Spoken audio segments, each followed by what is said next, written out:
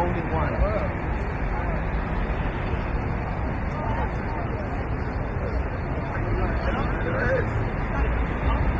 It's not like the only one.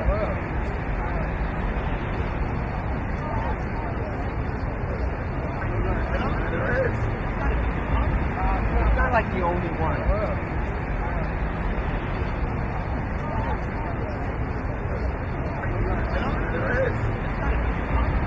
It's not like the only one.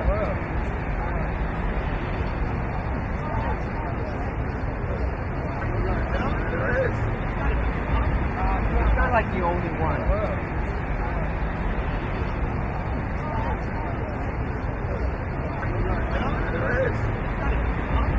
It's not like the only one.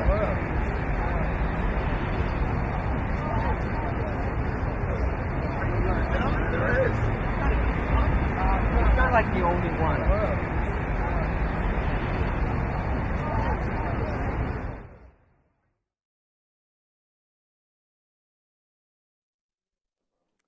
Okay, I'd like to call to order the Bedford Township Planning Commission regular meeting. It is March 26, 2025. It is 7:02 p.m.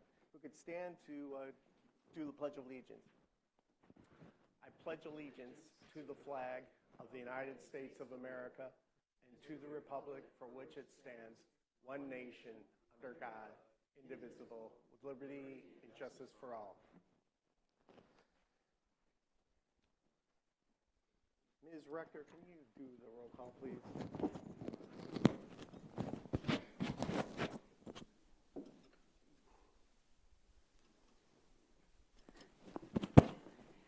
Mr. Trombley. Here. Mr. Montre. Aye. Mr. Dersch. Present. Mr. Lake. Here.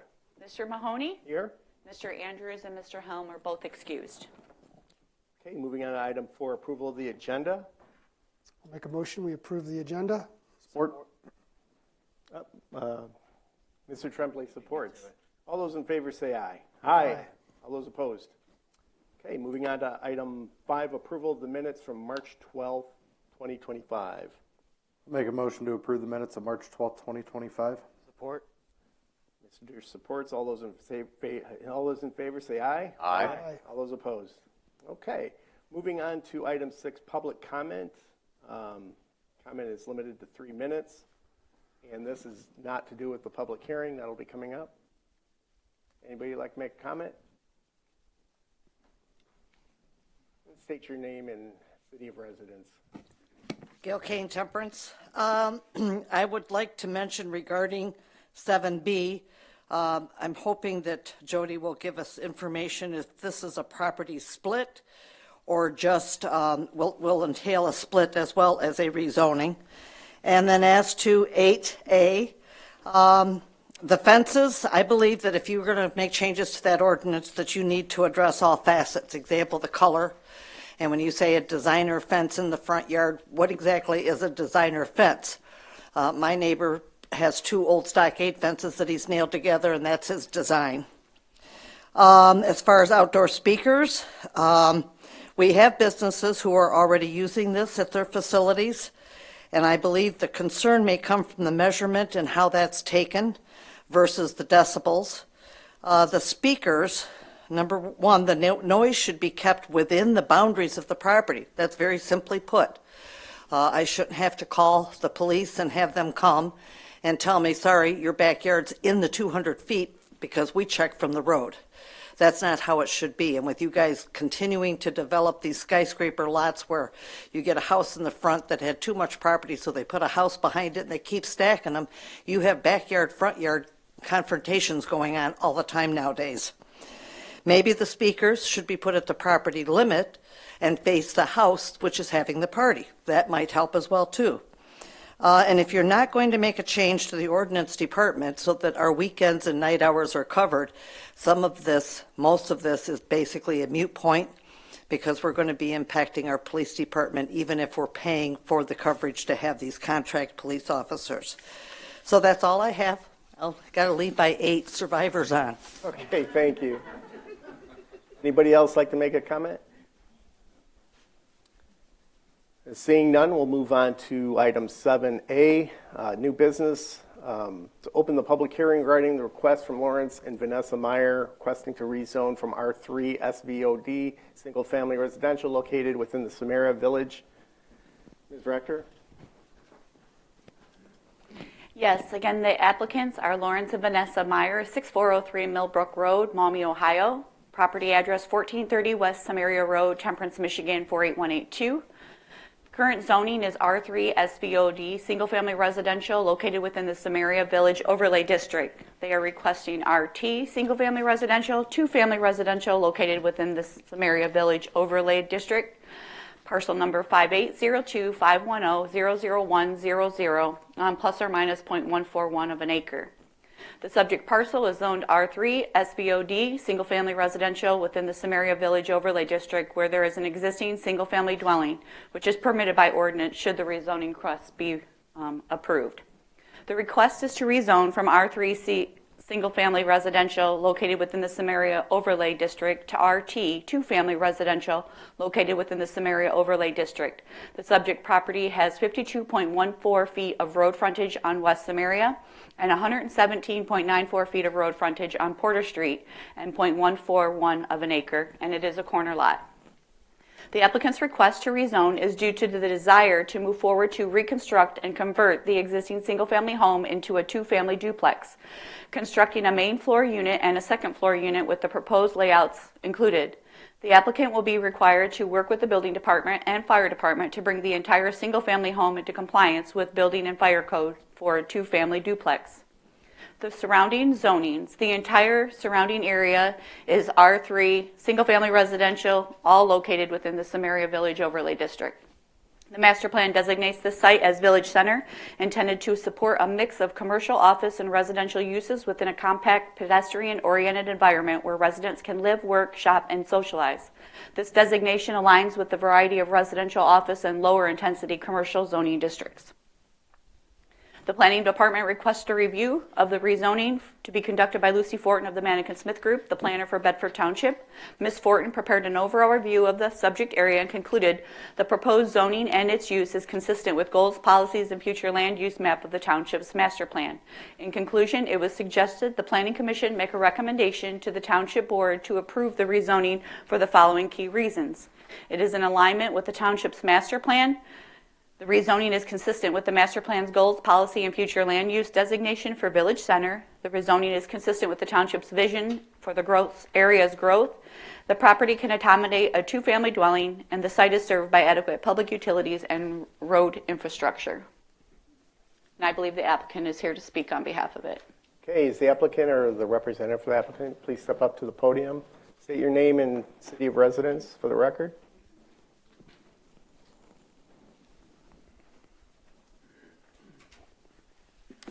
Lawrence Meyer.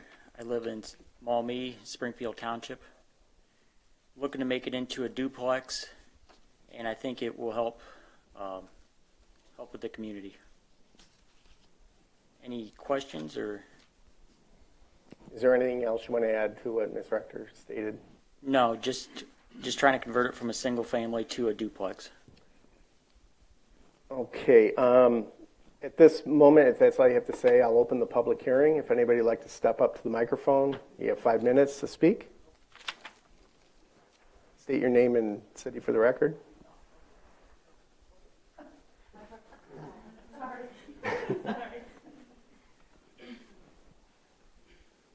Hi, my name is Stephen Chismar. I own the home on Porter, 10618 Porter Street. So good evening. Thank you all for giving me a moment to speak.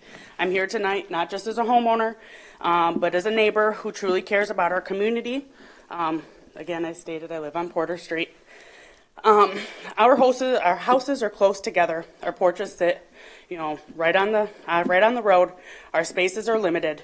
That's part of the charm of our community in Samaria. We're a tight-knit community. We all know each other. We've all been there for 8 years. We have, anyways. Everybody's been there for longer. My kids play with all the kids in the neighborhood. But we all look out for each other. We take pride in what we've built. Recently you guys have been wanting to rezone. The house on the corner there to a single family, from a single family to a duplex. While we understand the need for housing, we're deeply concerned about what this means for our neighborhood, not just physically, but also in spirit. When the property was last worked on, trash was left everywhere. Wires hung dangerously from the utility poles right where my kids stand to get on the bus every day for school. And I have the pictures to show it, that they're still hanging there today. There's glass there. We've gotten flat tires, a bunch of stuff. There's basically not enough space or parking for one family, let alone to make it two families. There's not enough room. It's going to become congested, cluttered, and chaotic. We already struggle with the visibility pulling out of the street. Adding more cars is only going to increase the danger. But this goes deeper than just the traffic or the trash. We're worried about losing the very character of our neighborhood. When investors from out of town come in to flip homes and turn a profit, they're not thinking of what's best for our community. They don't live here. They don't walk our streets. They won't be the ones picking up the pieces when things don't work out. We want neighbors who care, not strangers who won't be here long enough to care enough to. We're not trying to block progress. We're trying to protect the identity of our town. We want homeowners who care, not landlords who cash in. We want neighbors, not strangers. Please don't let the outside profits reshape the heart of our neighborhood. Vote no on rezoning and keep our neighborhood safe and clean and rooted in community. Thank you, and have a good night. Thank you very much. Would anyone else care to step up?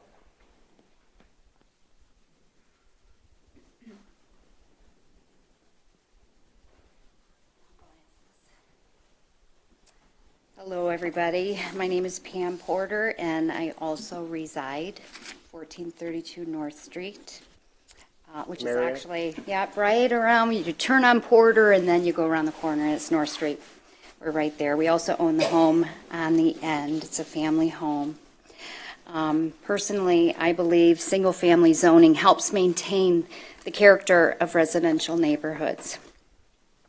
Rezoning to allow a dual-family home could disrupt the aesthetic and cohesion of the area, potentially leading to overcrowding on our street, especially on the corner where the house is located, and disrupting the charm of our small neighborhood. Allowing a dual-family home would mean more residents per property. With the absence of adequate parking, this would mean cars parking on an already narrow street. Porter Street was not built to handle, nor is it wide enough to handle the cars parking in the road. Not only is this an eyesore, but also a safety concern, not only for the children who catch the school bus at the end of the road, but also the cars exiting and entering Porter Street. This narrowing would also make it difficult for waste management or any large oversized truck or vehicle to enter the road. As you know, Porter Street is a dirt road. The street entrance is where cars slow down, stop, then accelerate again. The additional stress on the dirt road surface leads to wear and tear, which gradually causes the dirt to break down and form potholes. Water accumulation, erosion due to rain and snow, plus normal traffic on the street, this combination of both exacerbates this problem. Our street, especially at that corner on Samari Road and Porter Street, is infamous for these potholes. With the addition of a dual-family residence at this corner and the addition of multiple vehicles coming and going, I feel we will see more potholes forming much sooner, which obviously is not good for any vehicle, but they also are trip hazards for anyone walking down our street. We don't have sidewalks, so that's where we walk. That's where our kids walk. Typically, we try to avoid the potholes, but if cars are now parked in the streets, then they'll be unavoidable. Rezoning could attract different types of tenants and homeowners. This could change the dynamics of our small neighborhood with an influx of transient residents. This change can alter the character of our neighborhood in ways that may discourage current residents and could possibly discourage families who are looking for peaceful and a quiet place to live. The change in zoning could negatively impact property values in our neighborhood. Many prospective buyers are drawn to a single-family area for peace and quiet and the space we offer. The influx of more transient residents could lead to the perception of the area being more congested, thereby reducing the attractiveness to certain buyers. In my neighborhood, our homes and yards are small.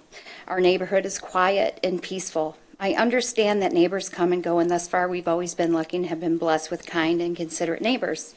Please know I am not opposed to dual-family homes. I've lived in one myself. It was an option that I could afford at that time, and I'm grateful. However, I'm opposed to this particular home on this particular parcel because of the location. That particular home in this particular neighborhood was not designed to be a dual-family home, as evidenced by a small yard which also serves as its driveway. I'm opposed to this particular home on this particular parcel because the congestion is a safety concern, not only for children who wait for the bus on that corner, but also the cars, again, that will turn on and off Porter Street and Samaria Road, especially if the cars are parked in the street. It becomes a blind corner, which makes seeing the oncoming traffic very difficult and another safety concern. As you know, Samaria Road is the main thoroughfare between I-75 and US 23, and it gets a lot of semi-traffic. I'm opposed to this particular home on this particular parcel because when we go to sell our home, the prospective home buyer won't see our home or our neighborhood for what it is now. The first home they'll see when they turn onto Porter Street is a dual-family home on a tiny lot with a yard, inadequate parking, and possibly what that may represent. A lot of people, the potential of a lot of noise, the potential for possible arguments and drama due to crowding, lack of a yard, outdoor space to claim as their own. Will this ultimately hurt us all? Would the prospective home buyer make it down our street to even look at our home, or would they turn around because they've seen enough? I urge you to reconsider this rezoning proposal, as it would fundamentally change the character of our neighborhood in a way that may have long-term negative consequences for those of us who call this place home. Thank you for your time and attention to this matter. I trust the zoning board will consider the concerns of all residents of Samaria, but I particularly hope you hear those of us whose lives will be impacted most by your decision. Thank you very much. Thank you. Is there anybody else who would like to speak on this subject? Mr. Chair, Yes, I sir. would like to notate that a Mr. Scott Pickard, who lives on North Street, did come in and sign an affidavit that he has no objection to the request, just for the record. Thank you.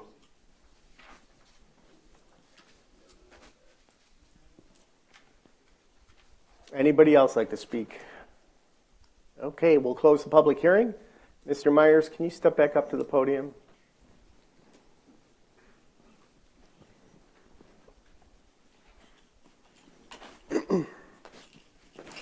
Unfortunately, we're 2 board members short tonight. You have the option to defer our vote, and keep in mind, we just make a recommendation to the township board. You need 4 affirmative votes, and there is 5 of us here. Do you want to go ahead tonight, or do you want to defer? I'll defer. Okay. Ms. Rector will come up with some dates next couple meetings.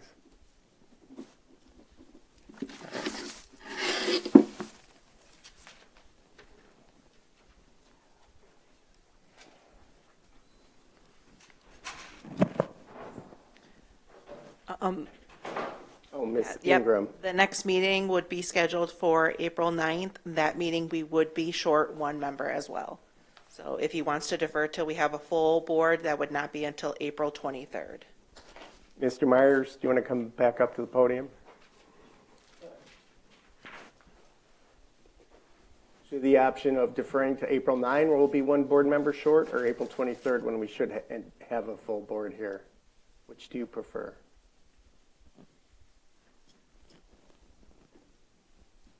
April 23rd. Okay, so April 23rd, we'll And come back. And Mr. Chair, just to advise that if they go to the second meeting on the 23rd, it won't be till May before, either May 6th or May 20th, before I can get it on the township board.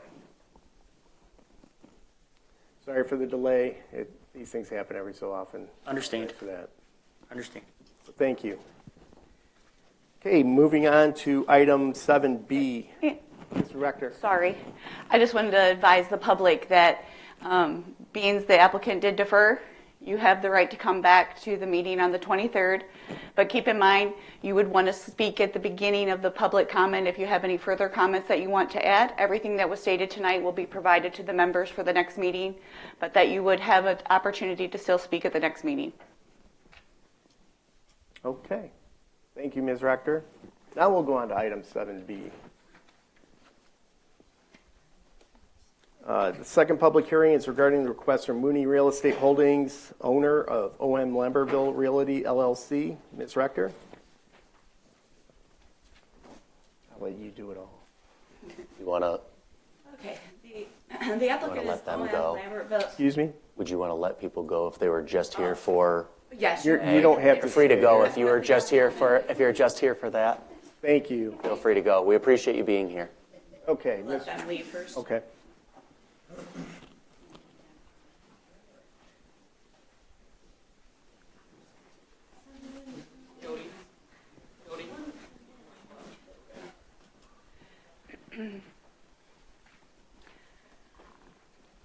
I'm sorry. We opened the public hearing? Not yet. Not yet. Okay. The applicant is OM Lambertville Realty LLC, 200 S Frontage Road, Burr Ridge, Illinois, 60527. I'm sorry, I think it's Amit Patel. And the owner is Mooney Real Estate Holdings, 12 State Street, Detroit, Michigan, 48226. Michael Chanel is the treasurer, and Stephen A. Colber is the authorized representative.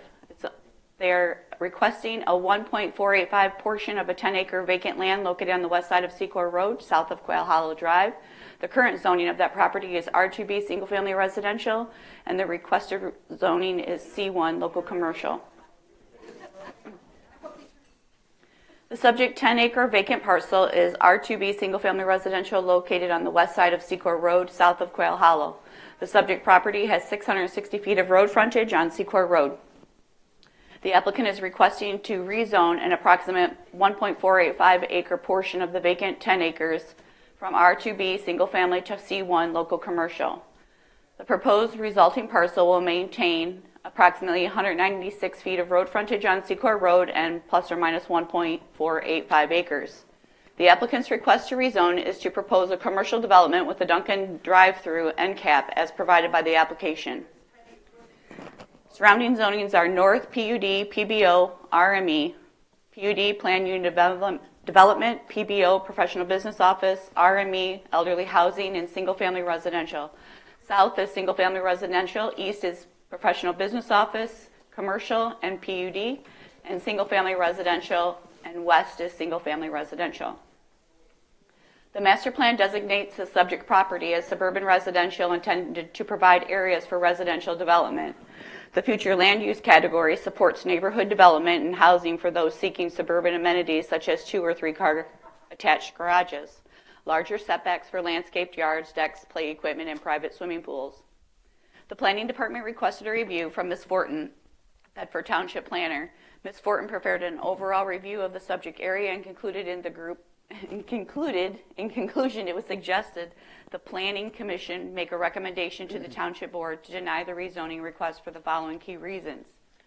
The requested C1 zoning does not align with the Township Master Plan, which designates this area for suburban residential use. The proposed commercial use would conflict with the plan's future land use vision and its goals for orderly development, housing stability, and neighborhood preservation.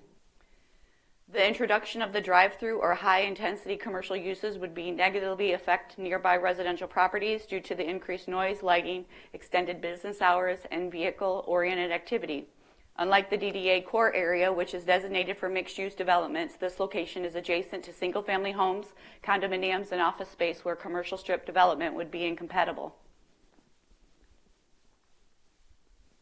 The surrounding area features a well-established pattern of residential and office uses that serve as a buffer between the Downtown Development Authority core and the neighboring lower-density residential neighborhoods.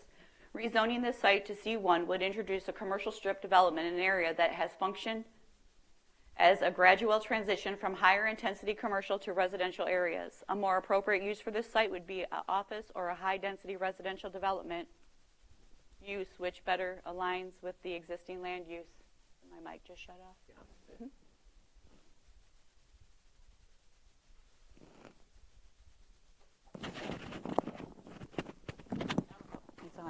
must be just turned down.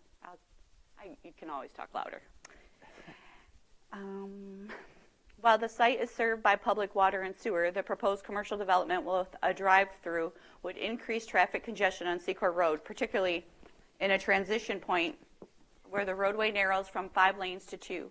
This type of development would accelerate the need for costly roadway improvement and introduce additional turning movements that could disrupt traffic flow and pedestrian safety. The DDA area already contains vacant commercial properties that are properly zoned and have the necessary infrastructure to support business growth. Encouraging development in these areas rather than rezoning new land for commercial use supports planned economic growth while minimizing land use conflicts. Okay, is there a representative from the applicant here? I'd like to get up to the microphone, state your name and city of residence for the record. Good evening. My name is Stephen Colber, as referenced. I'm the authorized agent. 828 Davis Street, Evanston, Illinois. Here to represent Mr. Patel, the developer of the site or potential developer site. So in response to what was in the Manick-Smith Group report, which we recently received, we will, I know that you're going to ask later, but we will defer to the April 9th meeting for a full. We'll get to that part. We will. We want to be able to present some more information of what is our site. Is there anything you want to add tonight to what she said? Well, I would like to add that there's a lot of information that we would have put forward as part of this application, rather than just the geometry of the C1 site that we're looking to rezone. How the Dunkin' works, the time frames, hours, all that kind of business, and traffic studies and all that kind of business, which we do regularly. Okay. But we'd like to be able to provide that information to offset some of the comments that were in the Manick-Smith report.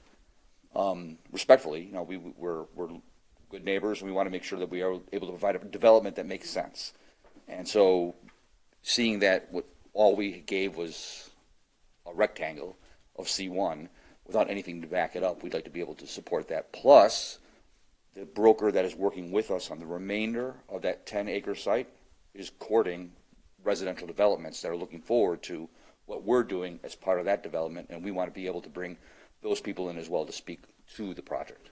To be fair to the applicant, can he submit this prior to the meeting so the board can look it over? I will say when there are rezoning requests comes before the commission, you have to look at all uses within a C1. Those will all be handled through site plan approval process, and to assume that if it's rezoned and things can change in the future, if the property owner at that time then determined to sell, it could be anything that's permitted in a C1.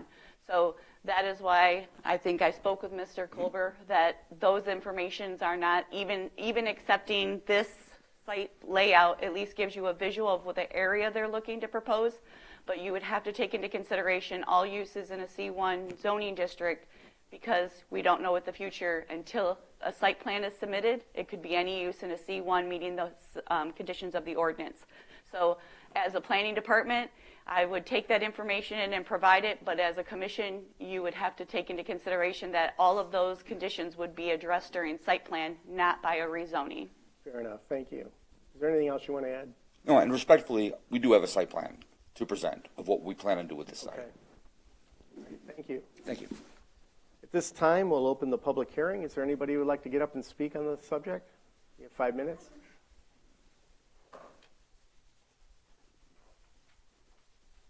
Hi, my name's Candace Lang, and I live in Deer Run Condominiums, which is directly on the east side of Secor where we're talking about. With all due respect, you don't live here, so I can guarantee you that nobody... Don't mind, address the chair. Okay. I should have stated that. Nobody wants this. I'm pretty sure I speak for everybody. Nobody wants a Dunkin' Donuts with a drive-through built there because traffic is really, really horrible trying to get in and out of our subdivision in the first place. And if that's there, it's going to make it even worse. It's really bottlenecked right in there. There's right when you get up to Secor and Stearns, then it becomes like more lanes, but it's literally one lane on either side. So it's a 2-lane road. And turning left is really difficult to get into our subdivision, and I think it's probably the same way for the subdivision that goes behind us, which is on the west side, and that's the elderly community that you guys had talked about. Also, I do real estate, And I can say that this is going to do nothing to help our home values at all. And the lights are horrible.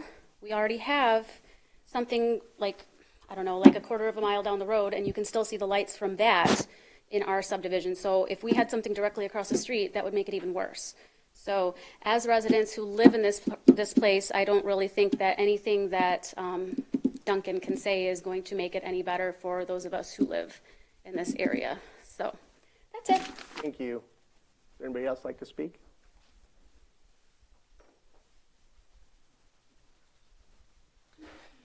Hi, my name is Justin Merkfa. I live in the on Ravine Hollow Court, which is right across from Secor from that from the planned rezoning.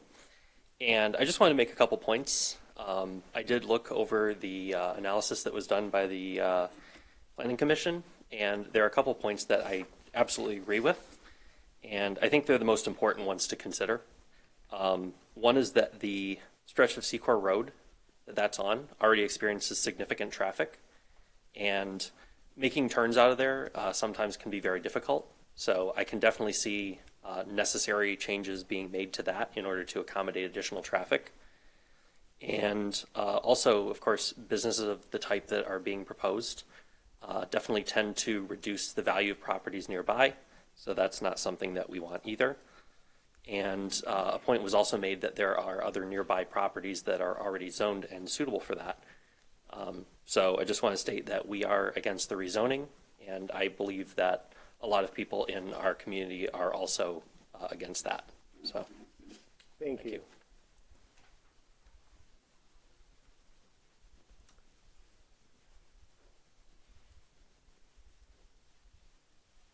Hi, my name is Kirsten Harrell, and I live in Quail Hollow. And to be honest with you, I'm kind of winging this because I didn't have it prepared. But from what I heard tonight, it really concerns me that Duncan's going to put this in the commercial, well, requesting to rezone it, because I grew up in Quail Hollow, and our bus stop was on Secor Road.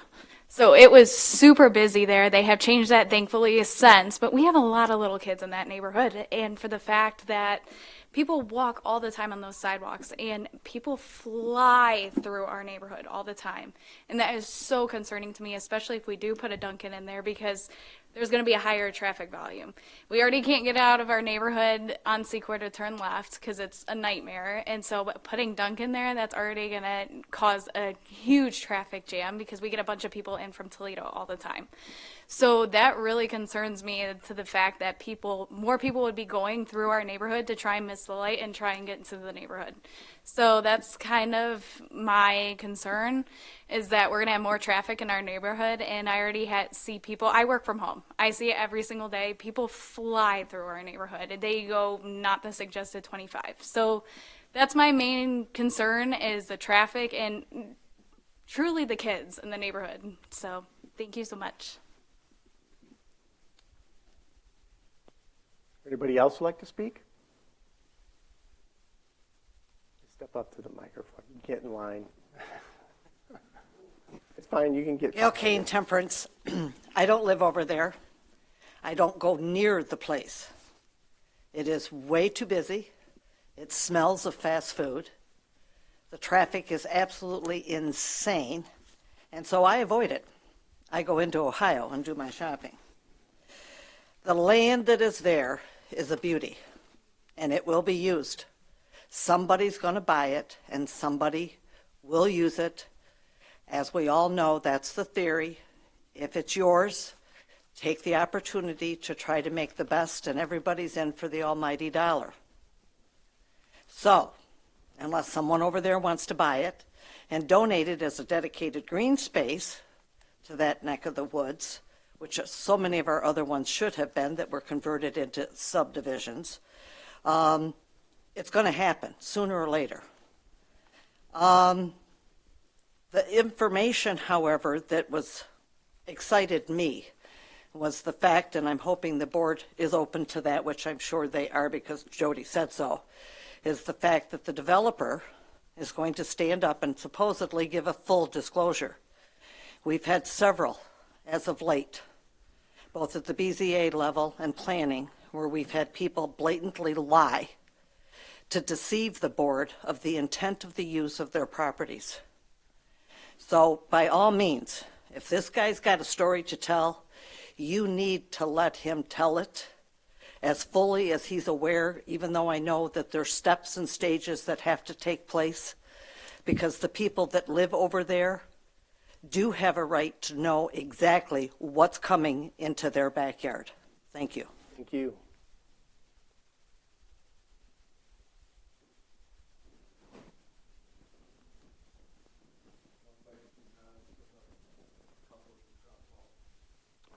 Okay. This is to the township board.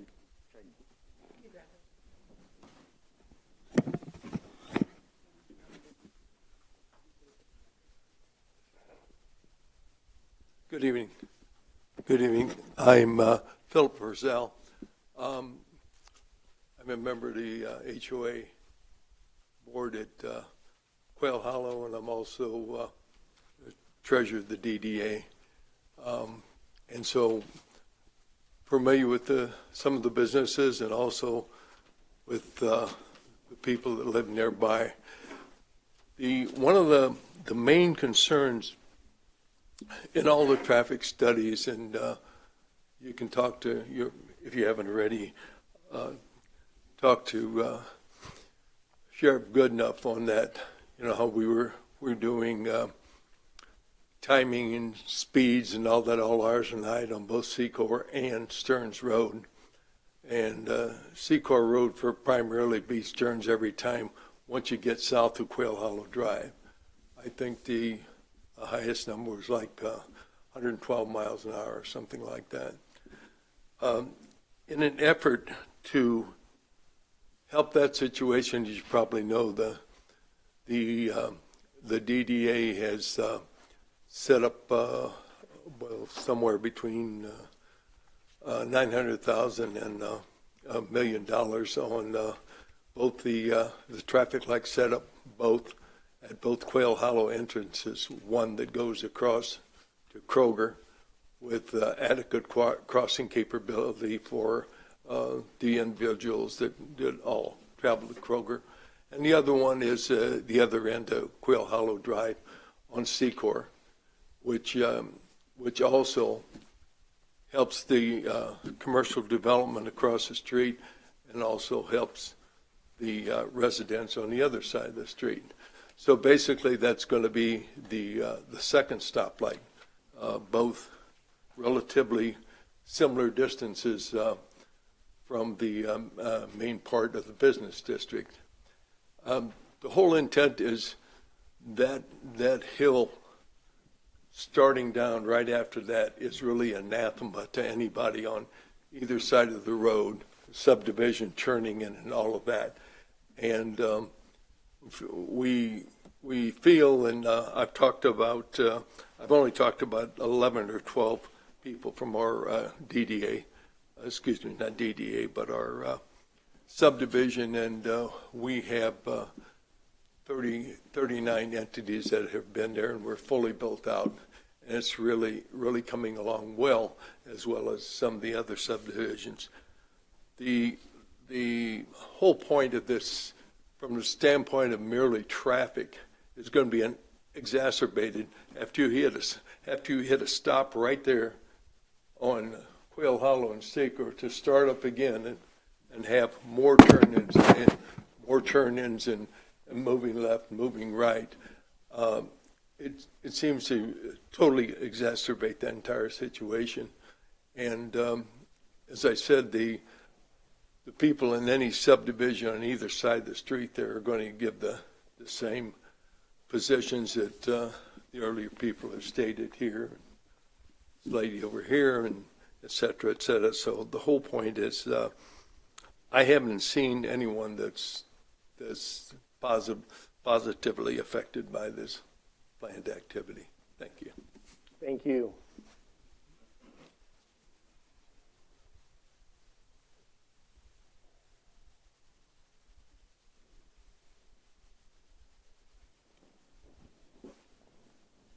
Gary Harrell, also a resident in Quail Hollow. I'm normally here doing just the opposite. I'm on the opposite end today. And that brings me to where I'm at with this, is I deal with the signs and the different properties, and I can remember back a few years ago, there was someone that tried to develop that property just north of Quail Hollow on Secor. They wanted to turn that into commercial property, or C1 property, and that was turned down. It was, I believe, zoned PBO, and it did stay PBO. So again, it goes back to just keeping the consistency of what the overall development design was.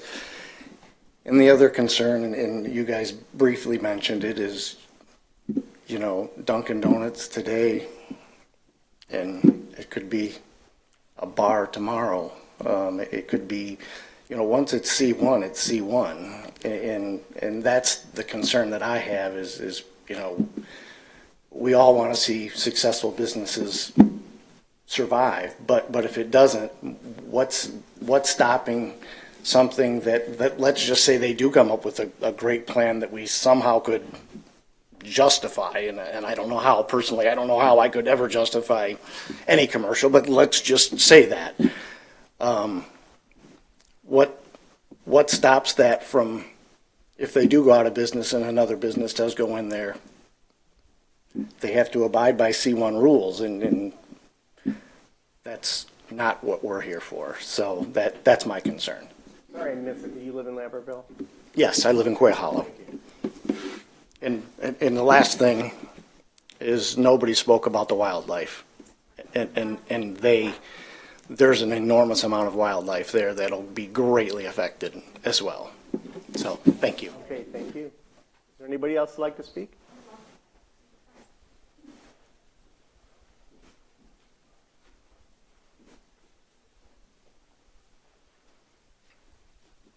Yeah, Chris Mauer, Quail Hollow. As he just said, wildlife is everywhere. I got deer in my backyard all the time. And on top of that, who really needs another coffee shop? Think about it. All the places we have, and you guys are going to bring somebody in for a Dunkin' Donuts? I'm ashamed. Thank you. Anyone else like to speak?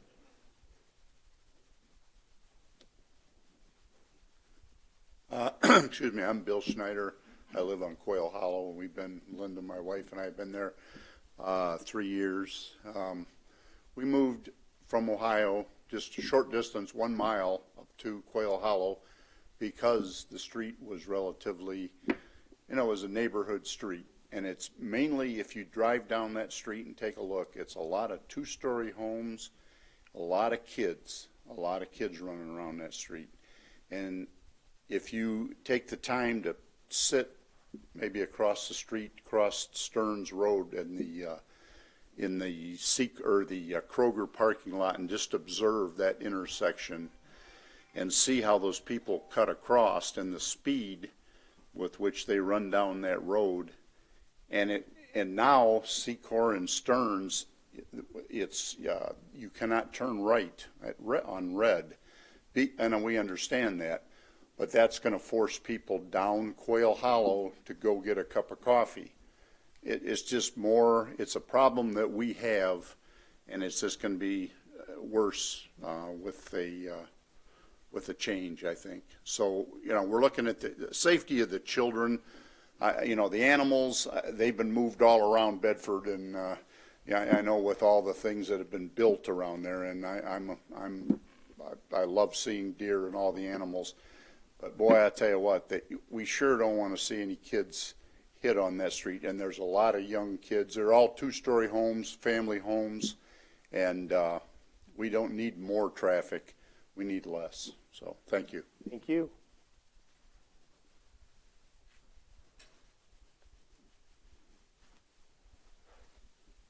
Good evening. My name's Nick Lang.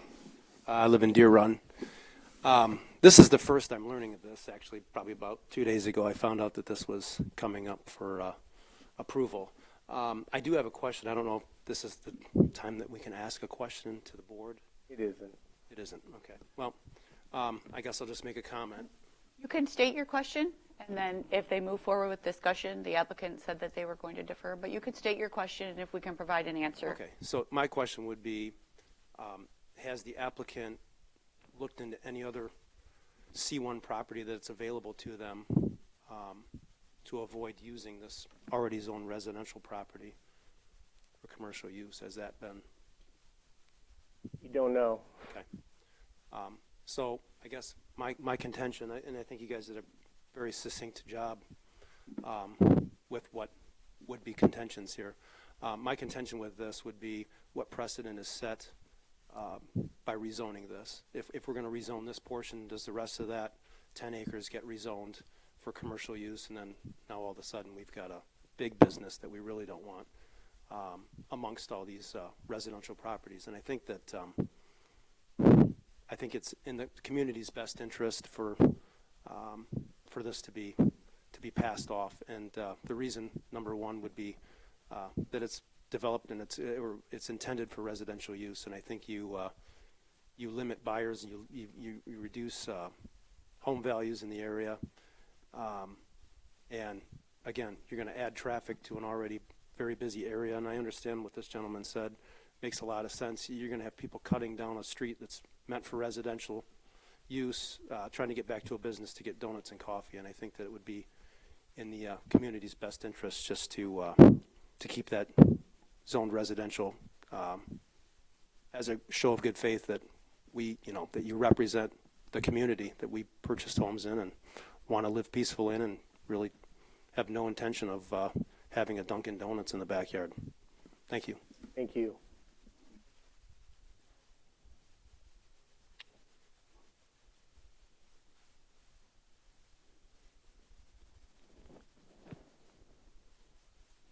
Good evening. My name's Jeff Miller. I live on Section Road in Lambertville.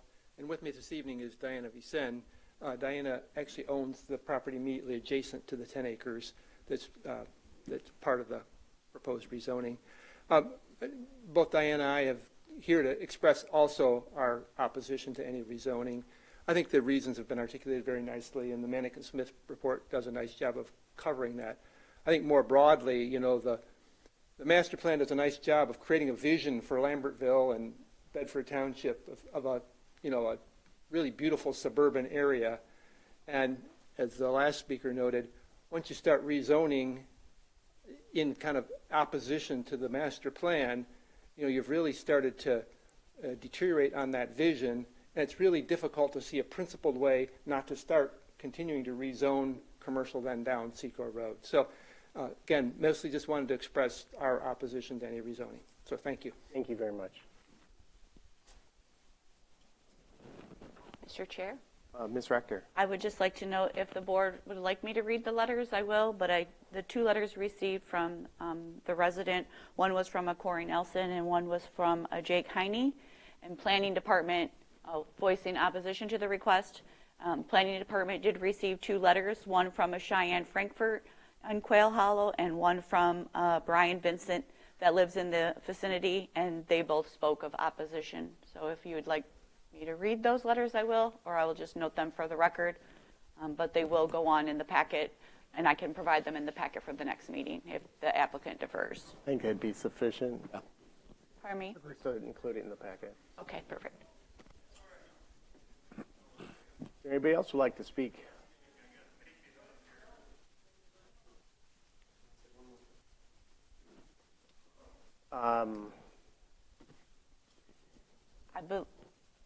I believe they can come back up after discussion. After everybody else has.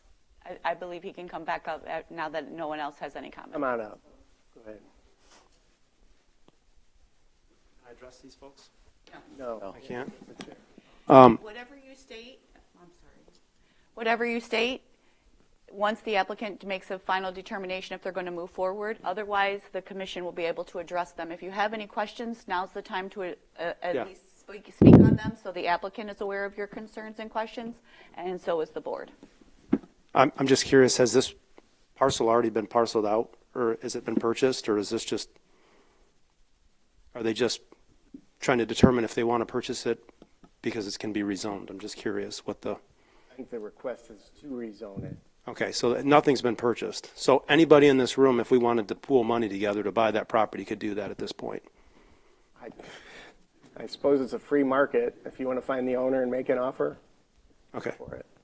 I'm willing to put in $200K if anybody's interested. Okay, thanks. Is there anybody else who would like to speak?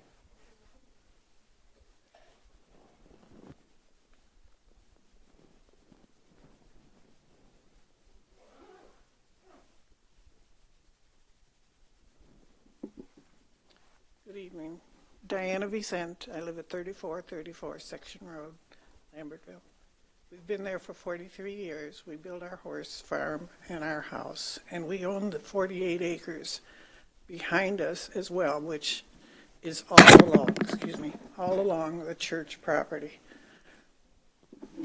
I can't tell you the number of letters and phone calls that we receive continuously to purchase our land and to relocate us as well.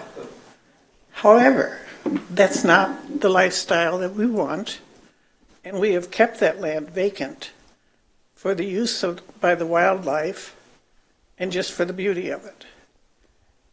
And our family is intending to stay in our house when we are gone, and they feel the same way. So there's a Tim Hortons right at the corner. There are so many different food establishments here in Bedford. I'm worried that the 1.5 acres being changed to the commercial would then allow for the grandfathering of the remaining 8 acres or 8.5, whatever. And I was worried enough about it that we tried to purchase the land 3 years ago. They refused our offer.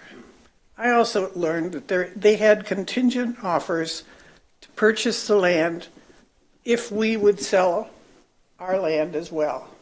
They wanted the entire thing to develop. We don't want it. I'm hearing that most people don't want it, and we enjoy the wildlife as much as everyone else. And I just wanted to state the fact that there are empty Rite Aids and other establishments that can be developed into a Dunkin' Donuts if they so wish. Doesn't have to be there, and it shouldn't be there. And thank you very much. Thank you. Is there anyone else who would like to speak?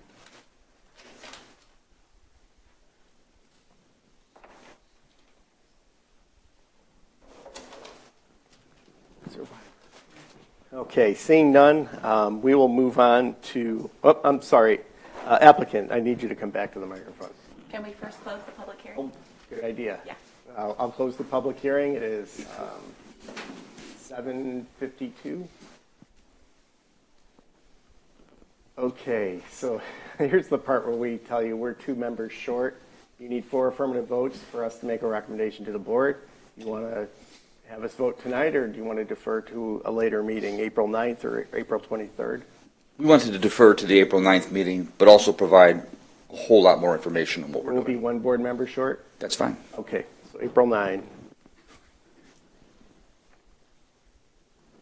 And with that, I thank you for coming out. Thank you for your consideration.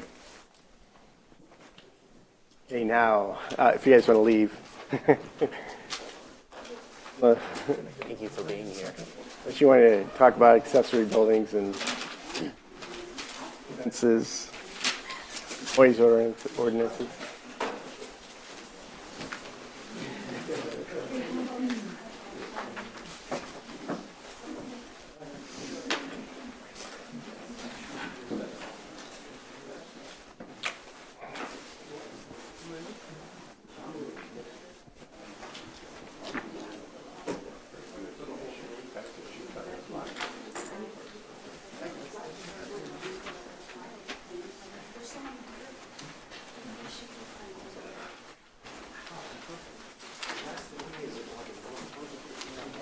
Okay, we'll move on to item 8 and discussion of ordinances.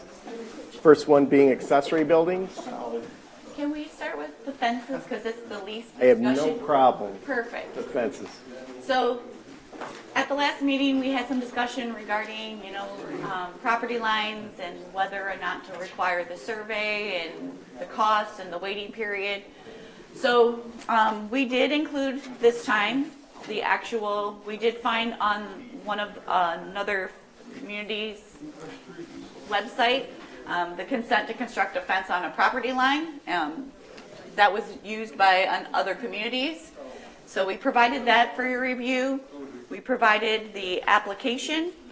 And in speaking with the building official, we determined that if we're not going to require any type of survey, being that the township does not determine property lines, we should at least minimally charge a fee of $100, which would require then the application for the permit and then for at least one inspection to go out, make sure it's at least in the right direction, the poster on the inside, it's not encroaching beyond the front building line of the home more than 6 feet, only permitted 3.5 in the front yard. So the fence of the zoning permit, we're going to call it a zoning permit, not an actual building permit, because it's permitted by the zoning ordinance, not with the building code. Can you repeat what you said about requiring a survey? Well, last time we spoke, the discussion was more leaning towards not wanting to require a property owner to have a survey due to the time frame of 3 to 6 months maybe, the cost of it on the property owner. And then we also talked about even the consent form for the boundary line, if you don't have good rapport with your neighbor, even having them approve it. So I think that was where the direction was. So that's why we took it out, and we just said that in the case where a fence is to be located along a property line, then the applicant must submit a zoning permit. And that would be the zoning permit and then the fee, and that does not include the consent form unless you desire to include that on the adjacent property lines. Is there, for discussion, in lieu of a survey requirement, an agreement by the neighbor? Is that what that consent form is for, in lieu of a survey? I can't hear you. Is that what the consent form is for, in lieu of a survey?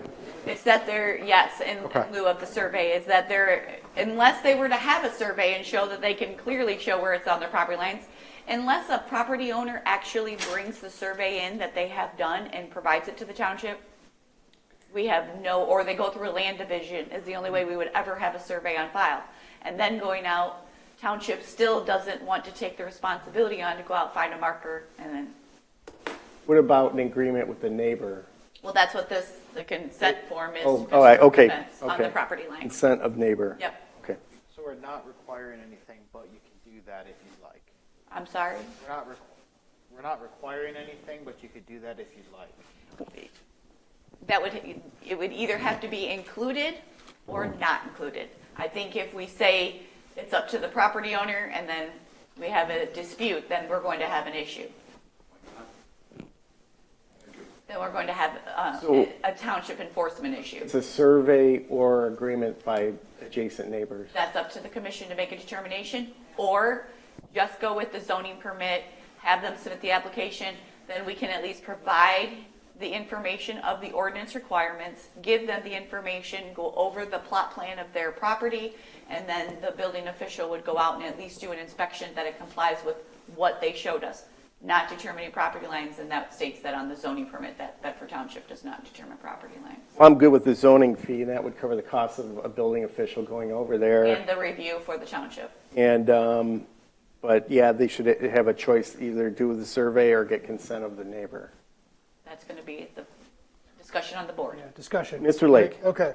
So I was opposed to getting a survey because it would be quite costly and time consuming. I'm also opposed to getting neighbors' consent. I'll just speak from personal experience. I had a neighbor that was rather, I want to say, unpleasant. And if I would have went to that neighbor and asked for consent, they would have never given it to me. And I put up my fence because I did not want to have to deal with that neighbor. So I'm opposed to consent because I think it'll only create a bigger problem than just putting up the darn fence. I agree. Good point. Maybe I misunderstood. I was thinking it was if you had neighbors' consent. Is that not what it was? I thought it was like, unless you and your neighbor are cool and you know your neighbor well, and your neighbor says, yeah, you're fine, don't worry about it, I agree that this is where it is, then you don't have to go through the process. Is that correct? No, you If still have to go through the signature, process. You're still going through it either way. I was saying Okay. it'd either be a Forward, survey or yes, neighbor because consent. it's going to be a zoning change in the ordinance. So whatever we determine, right now we don't require permits. So if they don't call, if usually becomes an issue if they don't comply and the neighbor knows what the ordinance is. Right now we don't require a permit at all for a fence. So the building official and myself feel like we could resolve some of those issues. A lot of people don't know what actually the front building line of their home is. That is where, it doesn't matter if you're 100 feet off the road, it's the front building line of the main building, no more than 3.5 feet. But if my house is 100 feet back from the road, still can only have 3. So those tend to be where the concerns, and then if a neighbor knows that's what the ordinance says, or if the posts are supposed to be on the inside and the neighbor puts the good side facing their property. Those are things we could go over. Requiring a permit, they would have to come in. Now, if you already have a fence, we would encourage you at least address it moving forward, but we can't require it once the fence is already there. I guess this is my concern. I know, Mr. Lake, you're an upstanding, good neighbor, and you try to be, but there's somebody who's going to play the system and paint something offensive on the neighbor's side. What can stop that person from doing that? I'm sorry, honey. Or have an extremely ugly side of the fence face the neighbor? That's already... Well, the ordinance already Ordinance says that the itself. post must be on the inside and the picket. The post, I'm saying if he wanted to be a jerk, paint something on the neighbor's side of the fence that he knows is going to bug him. I think that would turn into a legal matter then, wouldn't it? For what? What law? Well, right now, That's already- even that's what on we you. have Right, right come now, on. we're only looking to amend that section of the ordinance, so that would still not even be addressed. So it depends on how detailed and how much you want to require for a fence. I mean, if I put a sign on my fence, I'm going to be honest with you, I don't believe a township is going to go out if I put any type of sign up. We have to be careful with your freedom of speech. So even if it's... Well, I didn't mean just that. I mean, you could just made it ugly, ugly paint, bright pink colors on that side of the fence, just to be a jerk. At the last BZA fence issue we had, we required the person to couldn't bring the thing into conformance without tearing it down, but he could modify it with consent or review of the building inspector. Is that something that we could put in there? You would have to define it. You'd have to define it and not put it back on the building official to make a determination what is decorative in his opinion and not what it would be decorative to a property owner. Now, we say chain link fence in the front yard is not decorative. Our ordinance does define some wood, vinyl, those are decorative fences. However, I would not encourage that nor support to put that requirement on our building official to say what is decorative in the front yard or what color a fence should be. That's part of why we're looking at the ordinance for concerns that we've had. So if you want to get that specific. I'm just thinking there should be guardrails because someone's going to be a jerk. And they're going to be intentional about what they do because they can, because our ordinance doesn't say they can't. Well, right now, they don't even have to submit for a permit. So we're trying to at least get some guidance so they know what is permitted. But I think if we start getting too specific on a fence. What do you guys think? I understand your point, but I think the ordinance is pretty well stated as to what you can build and what you can't build. And I think by going with this permit process, it allows the building or the planning department to reiterate, this is what you can do and this is what you can't do. Because right now, they can do whatever they want because they don't know any better. And then they've got to come back to the BZA and ask for a variance, right? So this can clear up a lot of those problems. What I don't think you can clear up is if somebody wants to be offensive. Anyone can put a flagpole up and put whatever flag they want on it. It might be offensive to me. There's nothing I can do. Well, a fence becomes a part of the property of the neighbor. I understand, but at the same time, they can put whatever they want on that fence within the rules, right? And that ordinance does state what a fence is and what it is not. I'm just worried about offensive fences. Offensive fences, yes. Say that 10 times. I'm just going to interject and say that the fence does say that all fences shall be constructed of wood, metal, masonry, molded synthetic material, other similar construction material, which would leave that up to the discretion if it was a permit. And it does say that fences shall be maintained in good repair and neat condition. Any fence that endangers life or property is not in good repair or is not being maintained in a neat condition shall be deemed a public nuisance. So that's why I say I don't know if we want to put that responsibility on the building official to determine whether a pink or an orange or a green fence is So if somebody did something desirable ugly, or not. we would have enforcement action on it. Pardon me? If somebody did something ugly on a fence, like Pat was saying, we would be able to. Enforcement would go out and take a enforce look at it and see what it was. Go ahead, Perfect. Marty. Marty's going to speak on that. I don't think that the township's in the business of determining what's offensive. True. And when it's a color or something like that, I don't think the township's going to be in the business to determine whether that's acceptable unless we put it in the ordinance. Say only black and white fences only. I mean, you got to have a rational basis for why you're deciding that. Otherwise, somebody could challenge the ordinance. But to say that you can't put something offensive on your neighbor's side of the fence, paint words or whatever, we're not going to be enforcing that. I mean, I guess the neighbor could put up their own fence just to block that ugly view from their neighbors. I don't know.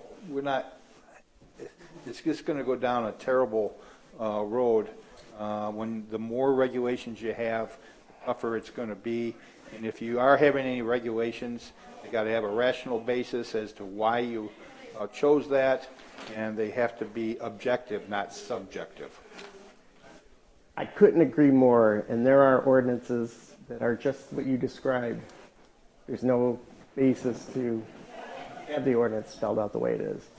I'm just looking out, and a lot of ordinances are built, and I'm sure you'll agree with this, are put into place because of a small percent of the people. And it's a shame it's that way, but I want to protect the people who want to do things the right way. I don't want to see somebody say, hey, that guy's a jerk, I'm going to paint hot pink on his side. Now, I got to look at that, unless I decide to repaint it. Not that he would. I would go to the trouble, but maybe you like. It could be anything. I'm just using hot pink on one side of the fence as an example. People will get creative the more hate they have for someone. Well, keep in mind, this ordinance has been in effect since originally 1977. They amended something in 2001 was the last time. I think there's been maybe...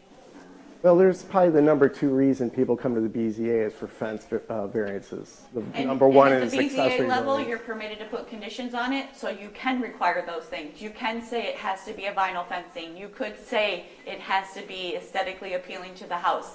When someone is asking to vary from the ordinance requirements and going to the BZA, that's the job of the BZA, is to determine whether it is a negative impact on the neighboring properties. In this case, we're looking for all neighbors, every resident, even business owners to put in fences.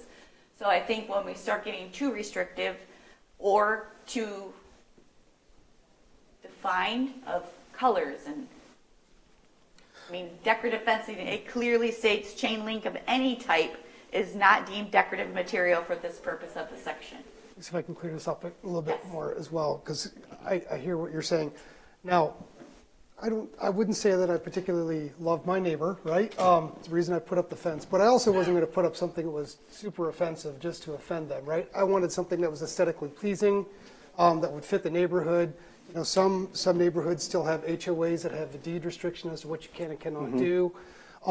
So I think there are a lot of rules in place. I do also say that had I not been in the BZA and known about the fencing ordinances, I might have put something up incorrectly, right?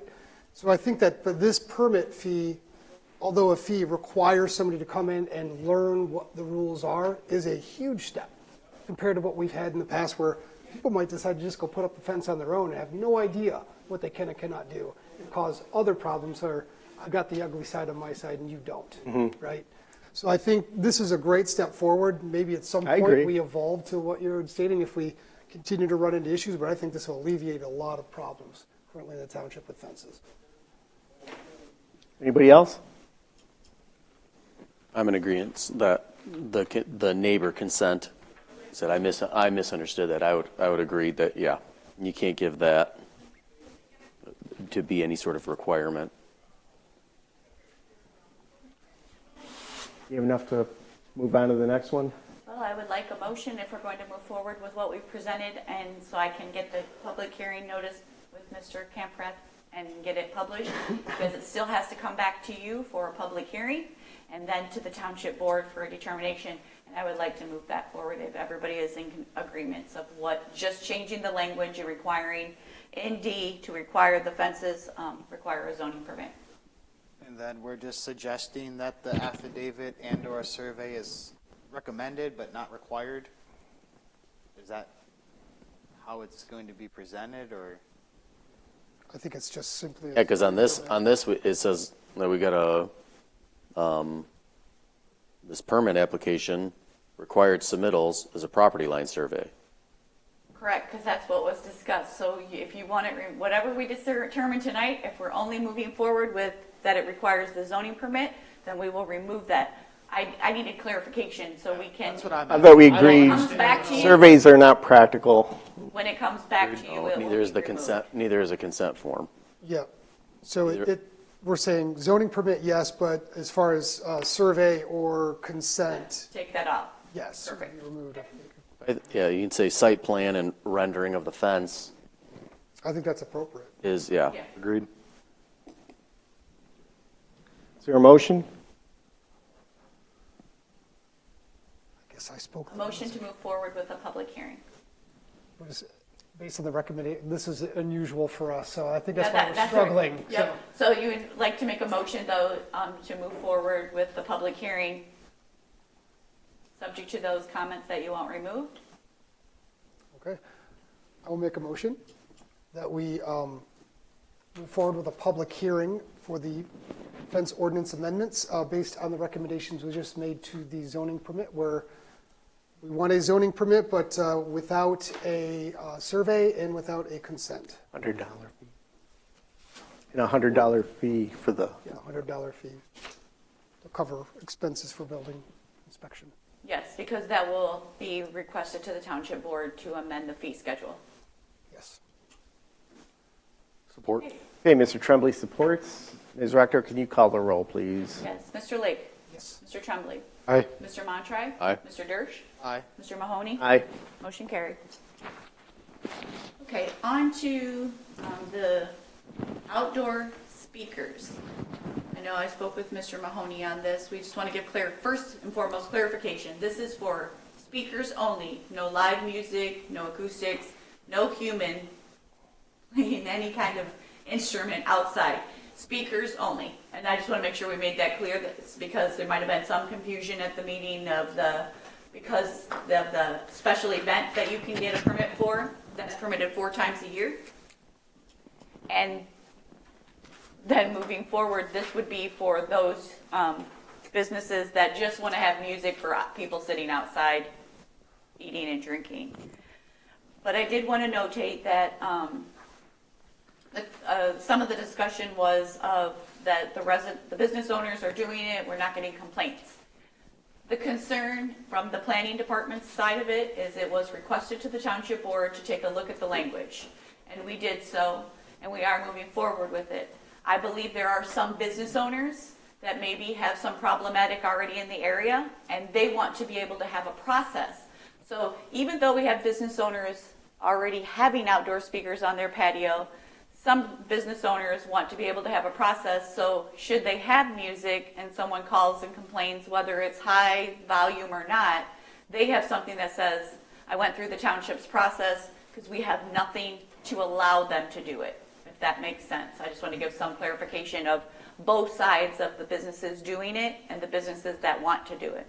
And then for people who want to have live music, they can apply for a 1-day permit Yes, and I think we did provide that in the packet, so you had a reference to it. It's already in there. It's in the general code, it's number 4, and it's a maximum of 4 one-day permits shall be issued per business, organization, property owner, and/or applicant per year. And that does allow for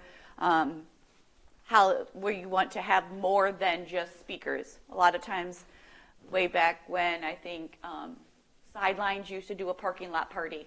They would get that special permit to have a band in the parking lot. Or Doolittle's used to have. That was a while ago. I was going to say, are you saying that I'm old because I remember those? I remember too. Okay, good.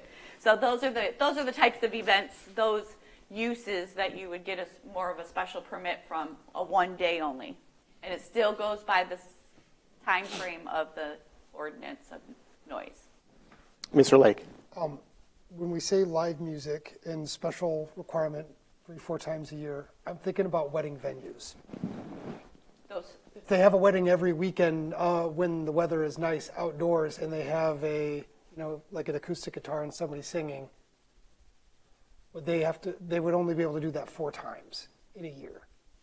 Well, on a residential lot, if they were having their reception at someone's property, you have to remember this is for commercial businesses. We have a commercial business that has a special approval that is in the overlay district. I'm sure some might be familiar with Liberty Farms. She is a permitted use. She gets her approvals and she abuts commercial use, and it allows that step down in the overlay. But if you're on a residential piece, then you would be utilizing those as more for commercial. Fair enough. And this ordinance that we're discussing here is about patios and speaker music. Correct. Specifically. And the one thing I noted from our packet was the township board directed this to the planning commission for specific recommendations. I don't know that we can leave this general, and I really think that there needs to be a decibel stated in this, like most other communities have for such Decibels application. are stated in the noise ordinance, which it says that they still have to comply by that section of noise. But the problem, and we're going to find, is that our ordinance is not trained in decibels. And I know we talked about it last time, that it is very difficult, and I don't know how we address it. I don't know how, right now we're having difficulties addressing it with just in general outside noise.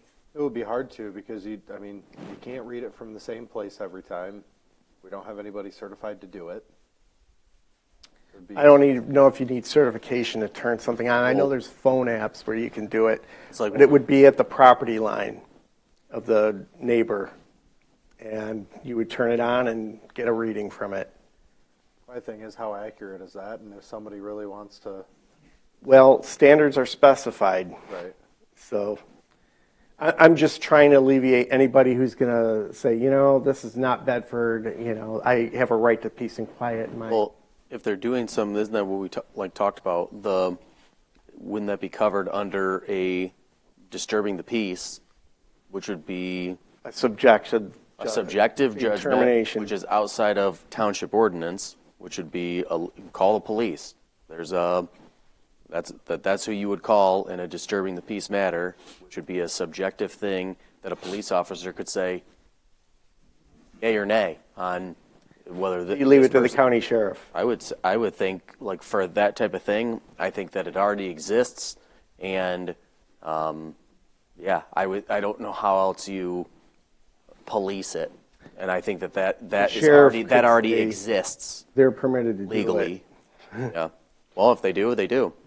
Yeah, I was going to just add, because we talked about this a bit last time, and I just want to offer this up as well as a way to enforce it, although not as maybe strict as what we're looking for from a decibel perspective.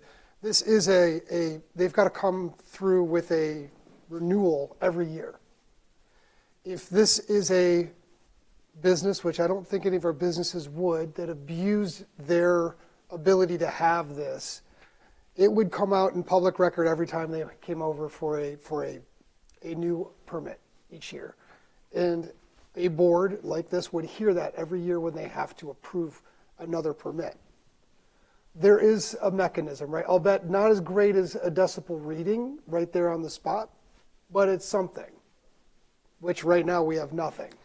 So as it stands, these permits are reviewed by the Planning Commission every year?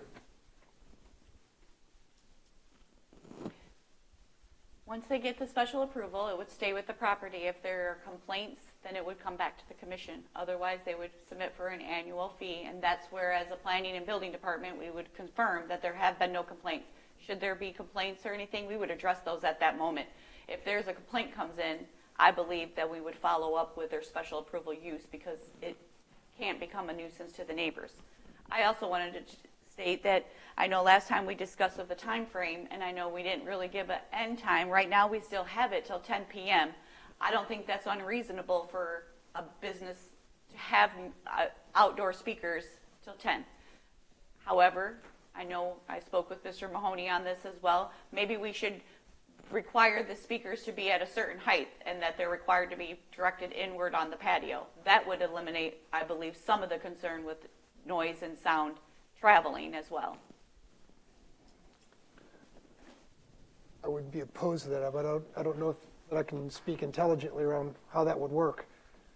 Yeah, that might be put on the site plan, but that's an even more difficult thing to enforce. And I guess going back to the minutes from February 21, 2023, the Township Board, I mean, it was acknowledged at that time that they would probably have to amend the ordinance officer's schedules to account for this if this proceeded. So I don't see that happening, though. We have 2 part-time ordinance officers who aren't going to work the weekends at night or on call. And nor would we want to put them in risk like that. Yeah, right. Yeah. Going back to the review process. So every year that they get the application, they would come to the Planning Commission and we would give a recommendation to the Township Board, right? Is that how it would work? Only if there's violations that they would have it be revoked, they would have to go back through the process. We normally don't require a special approval. It would be no different as if someone had a car wash. If there's no violations and a special, because it's a special approval use. Would it take one violation or complaint to get them back in front of the Planning Commission? Correct. That's why we are going to That do, be that's spelled why we out? requested to do the yearly review, so at least there's some follow-up for each year.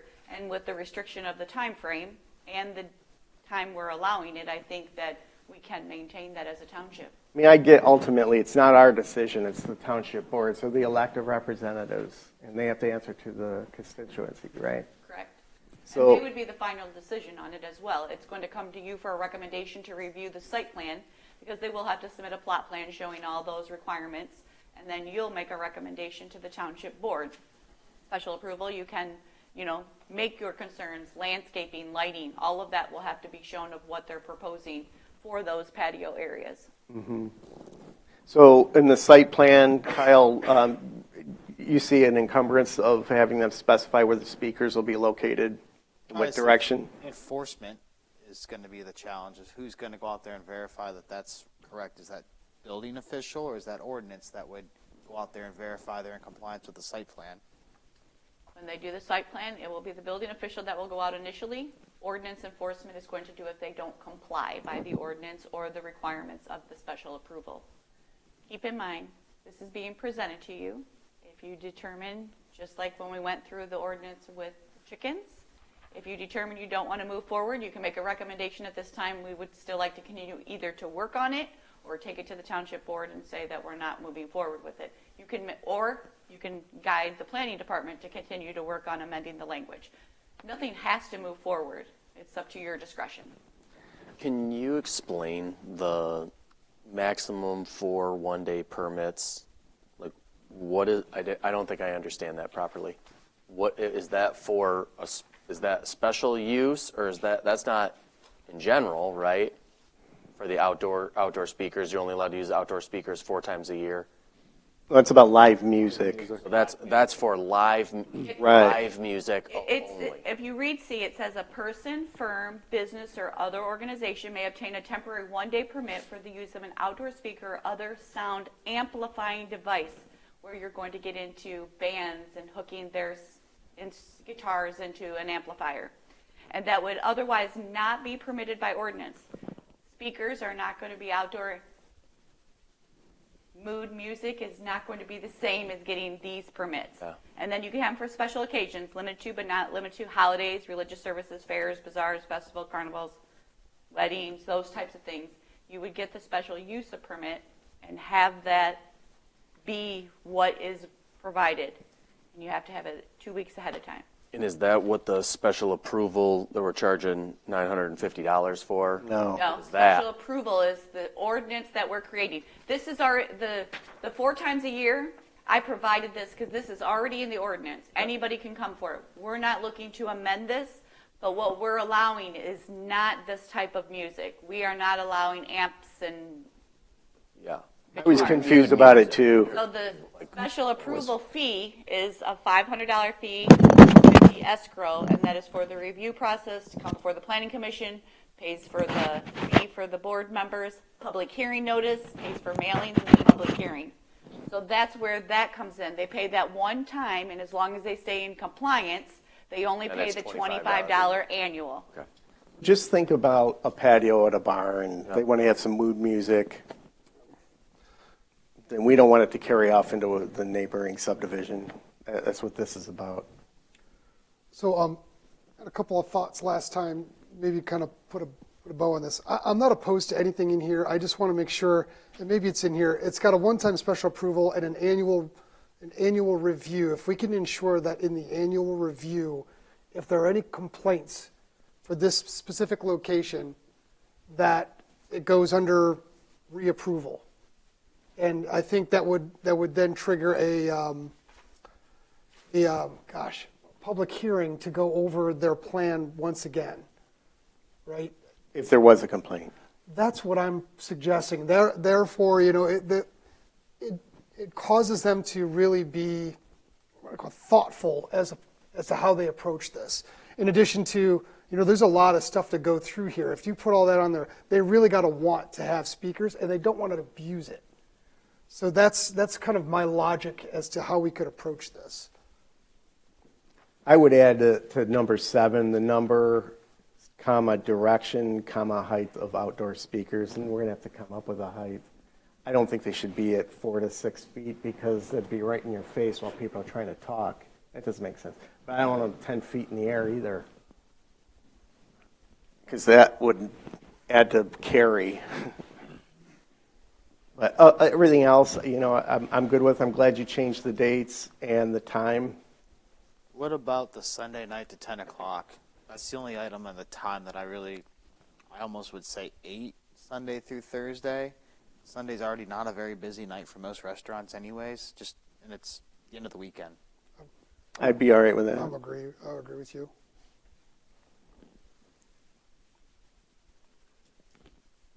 I'm good with whatever changes you want to make. Are you taking these notes? Typing girl is.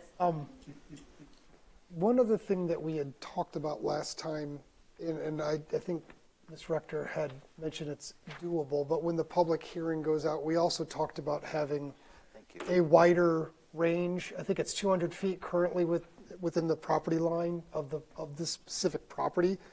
We talked about maybe expanding that for this particular instance. We did. 300, that's what she just says. Oh, well, that was greater radius question mark. Yes. That was for inviting to a public hearing. Correct. In the section of the public hearing, Ms. Ingram did put that she lined out the 300 because it was discussed to increase that. I'm open to whatever. 300 is mandated by the state right now for the public hearing. I believe in this case, we spoke last time and Mr. Campras said we can include it in this application. So add that, maybe item 14. That was on my mind. I don't know what's reasonable. 500? Is that makes... I don't know either, but I'm trying to add as much enforcement to this process instead of having somebody go out with a decibel reader. If you got enough people in the public that care enough that like, hey, this is a place that's not following the rules here, they're going to come. They're going to talk just like... They might just buy the whole parcel. And can this permit be revoked at any time? Pardon me? Can the permit be revoked any time, middle By of the summer? township board. If there is continuous complaints, Shall be revoked. then we would definitely take it to the township board, but the township board would have to revoke it. Do we need to... And then they would have to go back through the process. Do we need to quantify that and say 3 complaints in a season or something that requires the township board to review it, or how does that get determined? I hate that. I really do. Now you give people a target. Well, you have to have a and black and white number, you go back to your neighbor. Your neighbor doesn't like your fence. I can get him to take it down if I can complain 3 times. Like, It's going I to, hate the complaint. it'll have to come down to the subjective opinion of the board members. They're saying, hey, this is enough. I mean, this is a lot. Define nuisance or define serial complainer. What triggers that review then to the township board? You have to define it in some way. You can't leave it open-ended. I like that's a new term, serial complainer. Yes. Going to fall back Karen on the rule. fact is That you align stuff. determines who is determining what is too much. I mean that regardless whether it's, overflow of the number of people outside is a violation. There's going to be building codes and fire codes that are still going to have to be in compliance. Yeah, in the, please read this before signing this application. I made a note here. Who determines, who's the arbiter? Determined by. That's you to determine who is determined by. I mean, the complaint's going to go to ordinance enforcement or to the sheriff's department. I mean, It says, in which shall be revoked immediately if it is determined that any of the requirements of the zoning ordinance and conditions of approval are not being maintained. So if it is determined by who is the question? Township board. So township board, maybe that should be added into that. The township board approves the You got it. special use permit, and therefore the township board would revoke it. So determined by the You got to township change the board. language. That can't say shall if it's a determination. it would be If it says shall, it would be shall be revoked if the That's just- township board determined that it was a viable complaint. Yes, I would agree with that. That if a resident complains to the ordinance department, we would have to take it to the township board. Then they would make a determination whether it was a valid complaint. And they can keep operating business as usual for 2 weeks until the next board meeting. And will it get put on the agenda right away? I mean, what's the time frame? I have a deadline date, Tuesday before the meeting, week before the meeting. So it could be a couple weeks before it gets addressed. Is my Well, no, if it happened one weekend, it would be the next board meeting if it happened. I mean, Just thinking it through. well, we give them 15 days. If they have a violation of a fence, if they have a violation of they're not complying with ordinance, ordinance sends out a 15-day notice.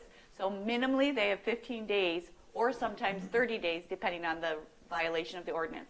And in this case, I believe if there was a violation over, say, I'm going to use a weekend on a Saturday, and it was brought to the ordinance department on Monday, they would clearly come to me and ask me if they had the special approval use.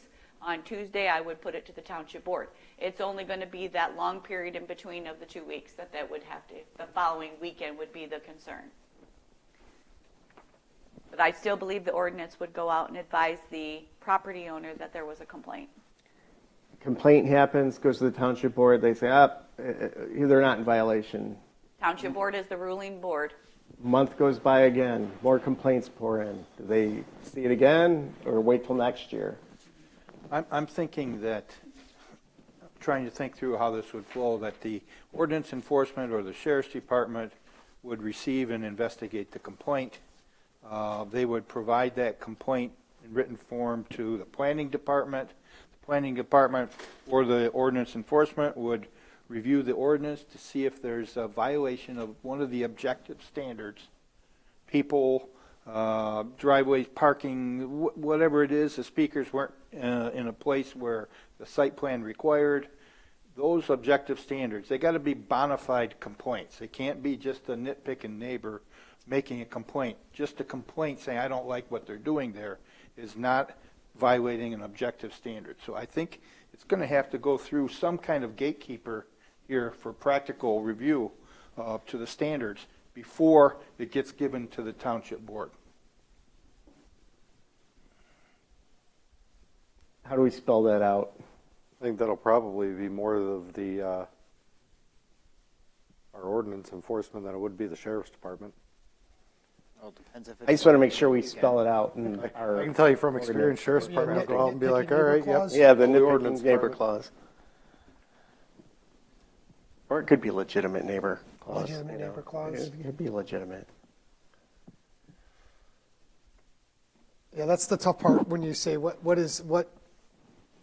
raises to level of scrutiny with regard to complaints.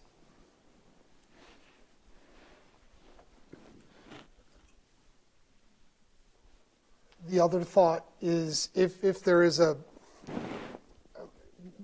feels like we're almost kind of pigeonholing ourselves into a number of complaints, which I agree I don't want to get into, but if there is a level that requires, review of the permit or something to that effect that forces the business owner. I'm trying to make this so that it's hard. If they're out of compliance, the ordinance manager or the ordinance manager tells them that, hey, you've had some complaints. I want that to be enough for them to want to comply and figure out how to make it work, as opposed to having to come up in front of township board and making a plea to, hey, let me keep my permit. That's really the goal, right? To reduce whatever the issues are. They go talk to whoever the nitpicky neighbor is or whatever the case may be and figure out an arrangement that works for the both of them. I don't know exactly what that might be. But I want to get away from having a number of complaints, because as soon as you put that out there, that nitpicky neighbor will find a way to hit that number. Mr. Camper. And maybe we're using the wrong word. Relying upon a complaint base, that's fine. I think the complaint needs to come from the neighbor or the aggrieved person. But I think before it gets to the township board, it should be a violation of the special approval in these objective standards, not just a complaint. So I'm thinking maybe we should focus on a violation, and whether it's one or two or one's enough. But I think it's going to come to the planning department to determine, yes, that complaint is bona fide. In it, it shows us, points to us that there's a violation occurring, and that the township board should review it. Should we do a better job of defining certain things in items 1 through 13, like number of outdoor speakers? Should it be so many speakers per 100 square feet? Seems like the site plan review and approval might deal with those details. They're going to submit a site plan, right? Based on this criteria here. If there is a complaint and ordinance management goes out and reviews the plan against what's actually occurring, that could invoke a violation. Well, yeah, so I'm trying to eliminate a subjective violation being issued by whoever, the sheriff or an ordinance officer. He can go out and count the speakers. He knows the size of the patio already because he saw the permit or can see the permit. The number of entrances, exits, how many cars for the size patio or whatever. I mean, I don't know. How does a guy go out there and say, you're in violation because you have too many speakers? Well, you didn't tell me how many I could have. That's why I think it falls under disturbing the peace. Well, it'll be in that site plan. Already. It's not if he's given permission to do it. Right, so they have to comply. Whatever site plan they submit, that's what they have to do. If they violate that plan, they're in violation. So we'll determine at the time of the application how many speakers he can have on his. Just like if a business comes in and says, here's my plot plan. Okay. Maybe I'm misunderstanding. Aren't these like the listed? That's just for the application, just for information. That's not like a rules of how many parking spots you're allowed to have. The ordinance. Or it says plot plan information. Yeah, that's just information based off of this is what how many entrances and exits are at my location. There's not a rule of you have to have 5 entrances and exits. No, they would just show what they have, where their driveway accesses are. You're not going to be in a violation of. No, the driveway is already going to be there, but we want to make sure that then whatever parking spaces, the driveway and the parking lots, because their patio, it has to be then providing for the number of parking spaces included. Some of those, most of the patios have gone through the building department, and then they have calculated the parking with the, so they just have to show that on the plan to show that they have ample parking, because we don't want them parking on the streets. We don't want them taking up overlay parking onto somebody else's property without permission. So those would be things that Yes, because then your capacity of your building goes by really the parking spaces, and when you have a larger area that you're including for these time frames, we want to make sure that right now your structure might provide that enough parking, but when you add an outdoor patio, that's additional usable floor space that would have to be calculated. So that would all be shown on the plot site plan when you come for special approval. Agree. If you look at number 9, right, layout of outdoor dining area, including anticipated number of seats and occupancy, is really important because if you exceed what you originally put in your plan, that could mean that you're not suitable with your parking. But the likelihood that that's going to be a violation, once they've applied, they have their application, the likelihood that that's going to be, you're in violation now, you know what I mean? That's not something that the ordinance officer is going to go, hey, you got more parking spaces than you had on your application. That's just not what's going to actually happen. It's going to be the complaint. It's going to be sound level. That is going to be the complaint if there is a complaint, which I believe does rest as a subjective thing, and which is why I was talking to Mr. Camprath after the last meeting. That's why there's laws like reckless driving or disturbing the peace. Those are subjective laws that are granted power to law enforcement to say that was reckless driving. You can't say, well, I was going the speed limit. I said reckless driving. Now you got to go before the board. So if there was something that's why I don't know if that's the ordinance officer, or which it's not going to be until and unless we decide we're going to add additional ordinance officers to enforce this specific ordinance. It is going to be a police officer that's going to get this call, and if it is a violation and it is going to be a subjective call for Monroe County Sheriff Department deputy to say yay or nay, I don't know how else it's going to play out. I don't see how else it would play out than that. And as far as a complaint goes, or it would be because you're not going to be able to measure it. Even if you said, I live next door to Forest View and they've got speakers out, I'm going to file an official complaint. I'm filing my complaint with the ordinance department.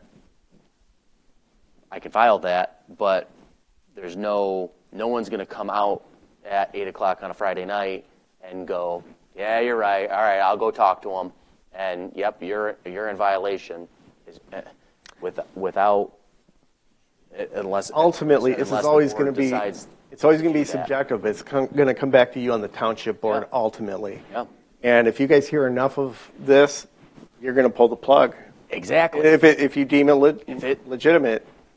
And that's which is subjective. That's why it's like, I don't know how you do it where you don't pigeonhole yourself, trying to make it something as opposed to, I mean, there's different times where, when something is the same thing with police. I mean, I remember my cousins riding dirt bikes growing up, and their neighbors, they had plenty of land. Okay, well, what happened? Neighbor calls the police. Hey, these guys are out here riding dirt bikes. It's loud and it's dusty and whatever. Okay, what did the police officer do? Go, hey guys, kill them for today. Like, that's about it. It's just kind of you're fine. Your kid's out riding dirt bikes out, and you guys have the property to do it. But it was kind of like, that's all it was. It's not. They're not arresting. They didn't arrest my cousins for doing something because their kids riding dirt bikes. They weren't causing a nuisance. They weren't doing anything illegal. But if they were, something would have happened. And that's subjective. Mr. Lake. So I think we are kind of at that point where it's got to be subjective and it's based upon complaints, and that the complaints rise to a level of scrutiny, whatever that level of scrutiny. Mm-hmm. But I don't know that do we're you going to measure finalize this tonight. I know the measure. That's why I'm we thinking need to set we basic- table it and maybe talk about it next time. We need to set basic guardrails, and that's all we can do. Yeah, I agree, we can't get too specific. I like the time changes. Maybe Kyle's got a good point about reducing Sunday till 8 o'clock p.m. I would change that. But Want to see numbers. ultimately, we need to have something here, Yeah. And again, hopefully it's not a headache for the township board, but they're the ones that ultimately decide what's valid, what's invalid in terms of complaints. Oh, and it was asked for twice. Yeah. In the last 5 years, it's been requested to come up with something on paper that works. And I don't want to punt the ball again or kick the can down the road anymore. I mean, is there anything you would add to this? I don't, other than just a way to have some scrutiny on that annual permit that is based on the complaints somehow. And that goes through the planning commission, right? The renewals? Or do those go right to the township board? Renewals only come to the township, not even to the township board, as long as there's no violations. It would just be an annual review to make sure they're still in Right. compliance with what was on the site plan. So you'll make a In that case, if they determination. made any changes, they would have to come back to the planning commission. So you'll determine if I've got some legitimate complaints here or they're not so legitimate, I'm going to renew their thing. Otherwise, unless there was a violation within that year, they would go back to the township board. Is there recourse for a resident to say, no, I don't want you to make that judgment, I want to take it to the board? Is that not possible? I wouldn't think so if we're putting it, it's part of the process. I'm good with it. I trust your judgment. I really I mean, do. I believe that if I make a decision and I would, to be honest with you, it would be probably myself in the ordinance department and the building official to make sure we're all Right. on the same page. Mhm. And then we would decide if we felt like we needed to have the township board's input on it. But it would be a violation of what was on their site plan and the ordinance language. If it becomes no different than any other noise or neighborhood nuisance, that's going to be just the ordinance enforcement. It's not going to be, I mean, they have to comply with the noise ordinance, so it's going to still be part of their plan that they have to comply with that portion of the ordinance. But there are a lot of our ordinances that are really discretionary of who determine your own Sure. personal opinion. So, Mr. Camperth, should the township board vest her with that power? Should it have to be official, or can she just do it?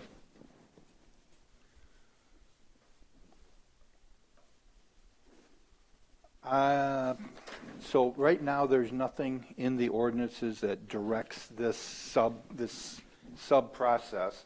I guess I'm comfortable with it unless there were problems, and there were complaints about the planning department not taking these complaints seriously and not applying them to the standards. Then I think the township board would hear about it, and probably the township board would make a directive.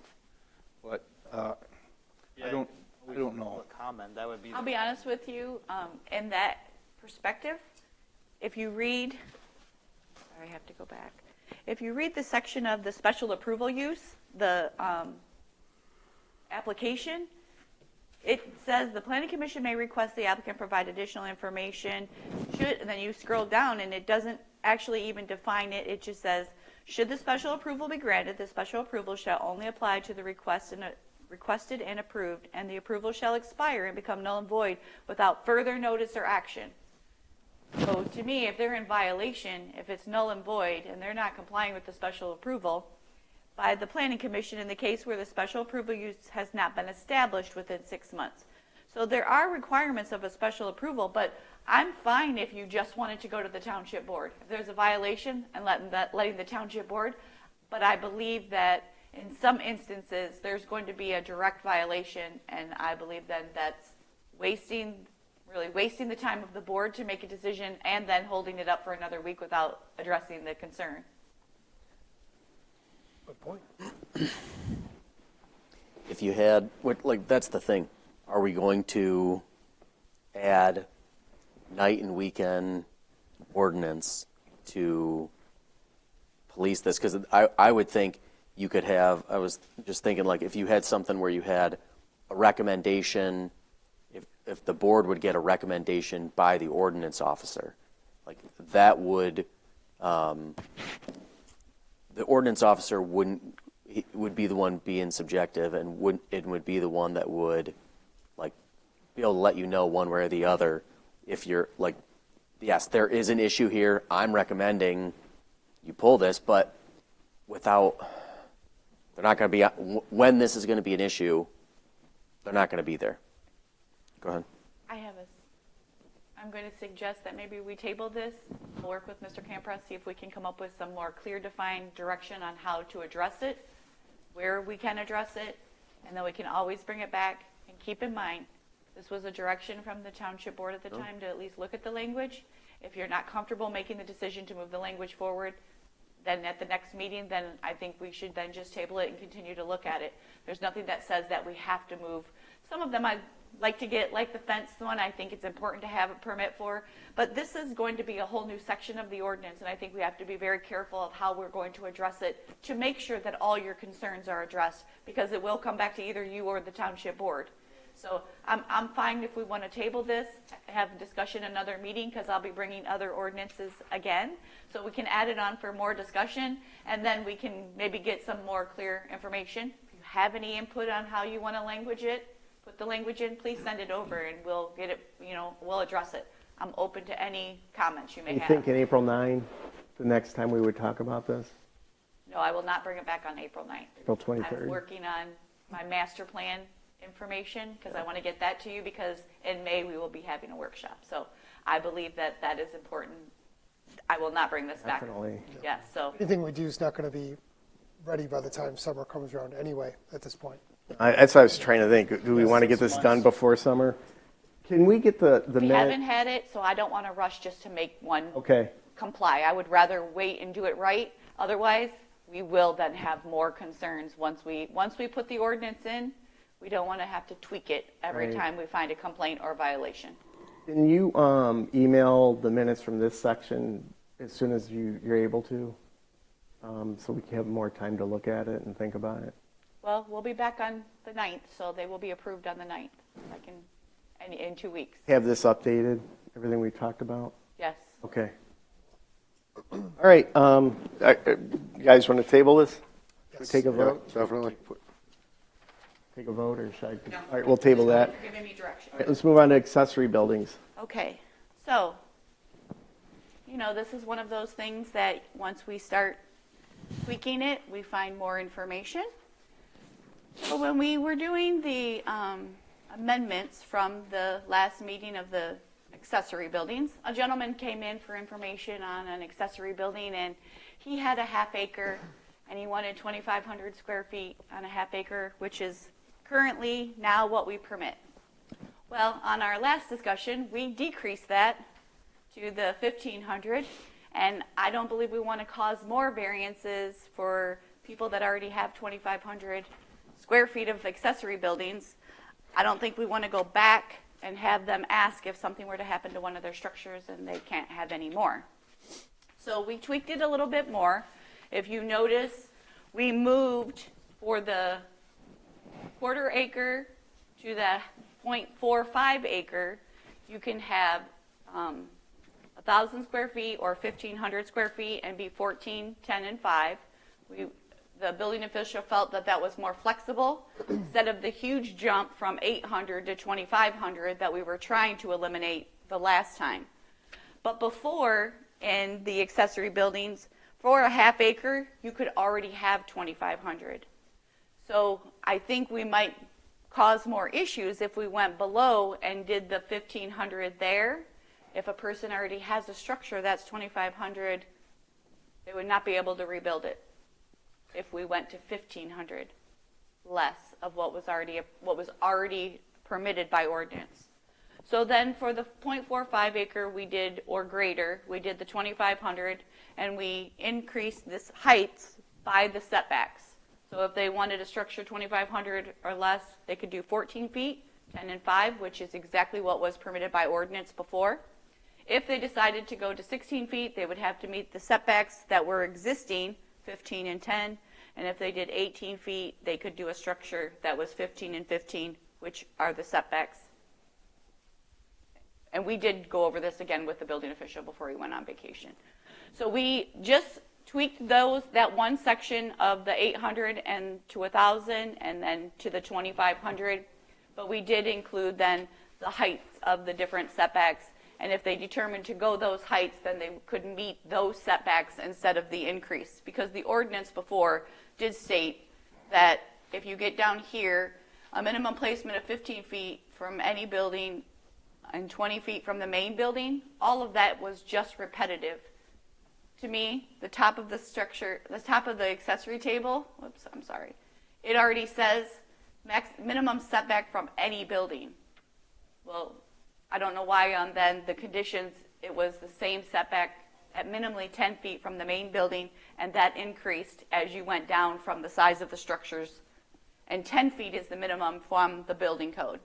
So we're looking to just remove that entire column. When you get down to these down here, it says, I'm looking at the 3 acres or greater.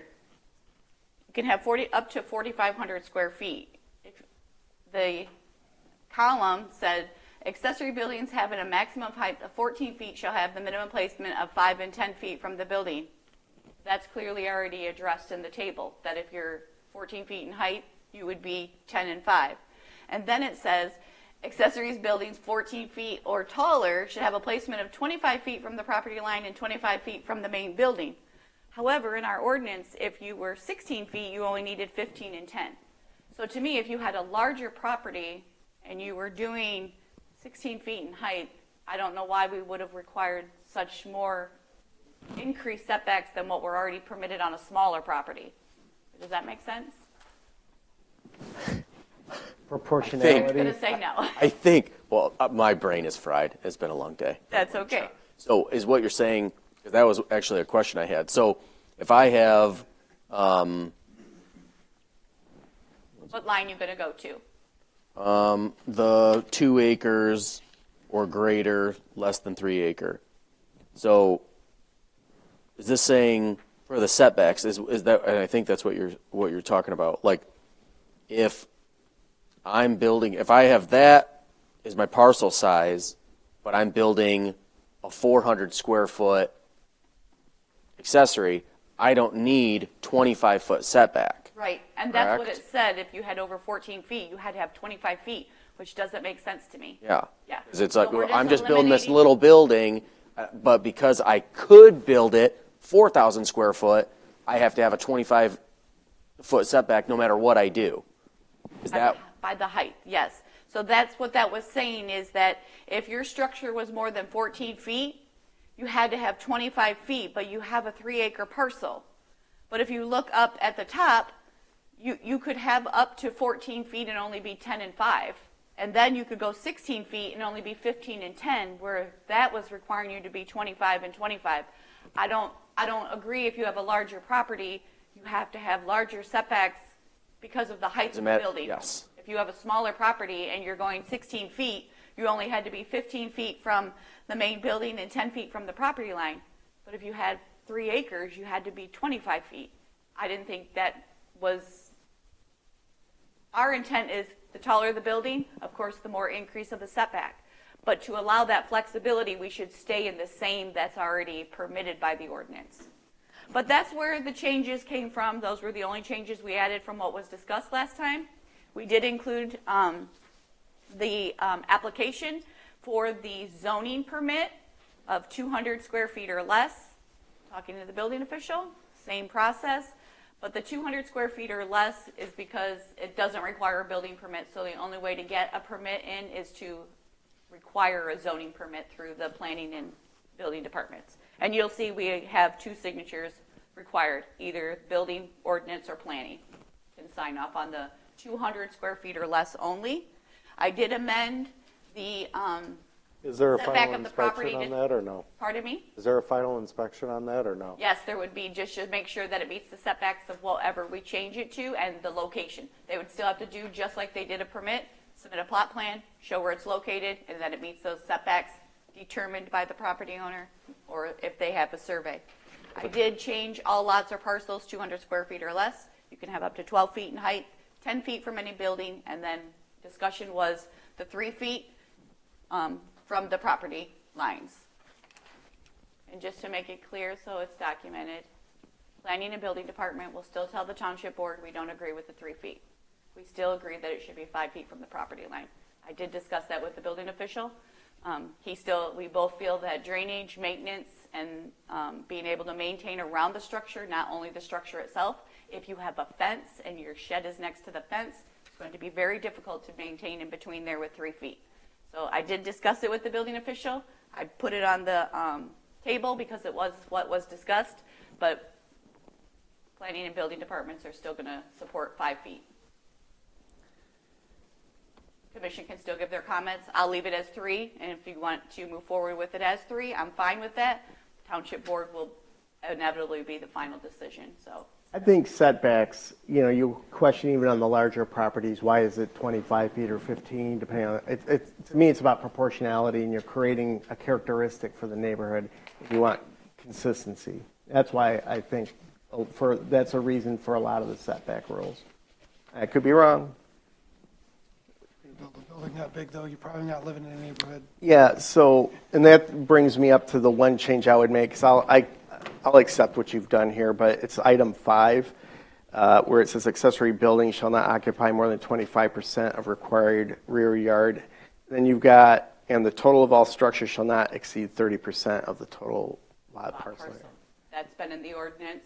We didn't change The part that. in red? The red, the 30% of the lot total parcel was in the comment section on the side. We just moved it into the language to clean up the table. Okay. Yep. Is in the, yeah. Because the last thing I want to see going through BZA is people just wanting accessory buildings too large for the property, and it creates an eyesore for the neighborhood. And I'll say that normally I think maybe in the 11 years I've been here, I think we've had 2 come for 25% of the rear of the parcel, and that's because their home was built farther back on the property, so it really didn't give them much of a rear yard if they were only 35 feet from the rear. And I don't think there's ever been one that's been here for more than 30% of the lot parcel coverage. It's just what was in the ordinance already. We just clarified it, and put it in the language instead of on the table. It was on the table. I don't know if I have it on here or not. Let me see. Lucy was helping us with it, Fortin from Mannequin Smith, so she may have removed that for us, and she did. But it was at the end of the table, and under the last column, it was where it said the maximum square footage. All accessory buildings shall not exceed 25% of the rear yard and not 30% of the lot parcel.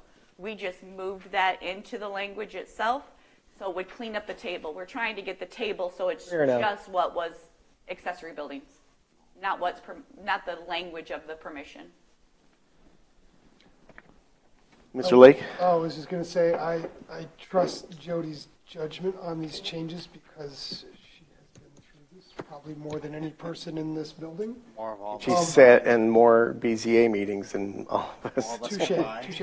Yeah, I really don't. If it makes it more streamlined and easier to get through, and it's not overly permitting, I guess, with regards to what you can and cannot do, I'm in favor of comments here. I wouldn't be in favor of making any amendments or changes. And if I may say, I will be interjecting to the Board of Zoning Appeals that if this was to move forward and be approved, recommended to be approved by the Township Board, if a variance should come before the BZA without a defined practical difficulty or a hardship to increase, I would definitely be advising the BZA Board that the Planning Commission and the Township Board had reviewed this language, has amended it to be more flexible to avoid variances. I think this is very fair for parcels that we've had come before the Board of Zoning Appeals, and I know Jake and Kyle have plenty of experience with those types of, and I know there's been several just since Pat's been on the board. So I believe that this is a very fair adjustment in the language to still provide protection from the neighbor adjacent properties, but to still provide property owners to have the flexibility on their own property as well. Can you clarify one more thing for me? I know you did this in the last meeting. Accessory buildings include decks that are attached or not attached? Anything attached to the main building would have to be building code up to a main building structure. So if a deck is attached to the home, that is part of the main building. Anything detached, that would be pergolas, sheds, detached garage, anything similar with a roof. Even if it's a pergola with the slats, a roof. Okay. Anybody else propose any changes? Do you like what she's done here? I don't have Any objections? I have no objections. No objections. No objections. One question is, how would this affect farms?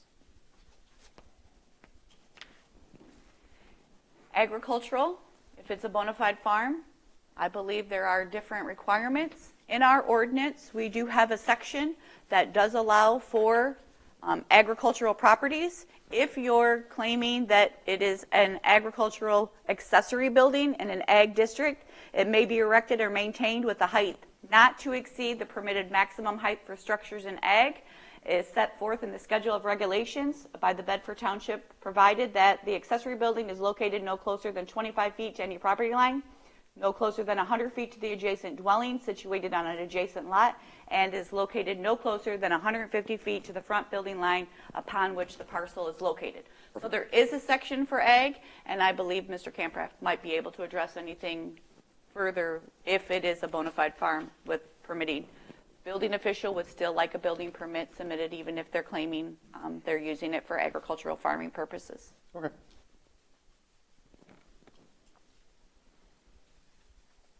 Nothing to add? I'm sorry. How long do you want to be here? All right, no comment. Let's move on. All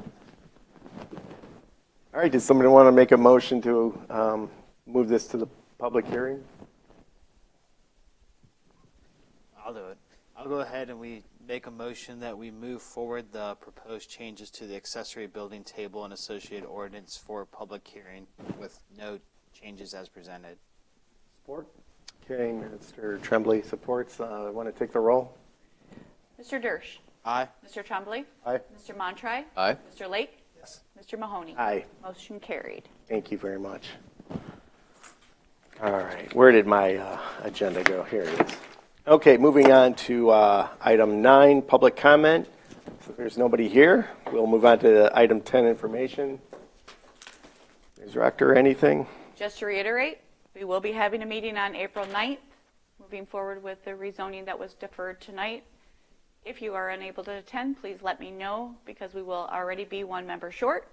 And we will be having a meeting on April 23rd for the second rezone or the first rezoning that was deferred tonight. So keep those 2 dates in mind, and if you are unable to attend, please let me know. I know this week was difficult because it's spring break, and so if you are unable to attend, I like to give them a heads up before the meeting so they're aware when they come. Some of them don't understand the option to defer, so I want to make sure I can make that clear to them. But they're both informed that the public hearing is open and closed, and they both have the dates for their next meeting.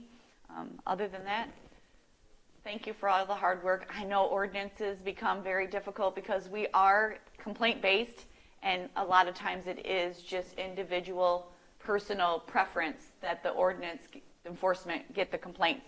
They have a difficult time, sometimes even when it comes to fencing.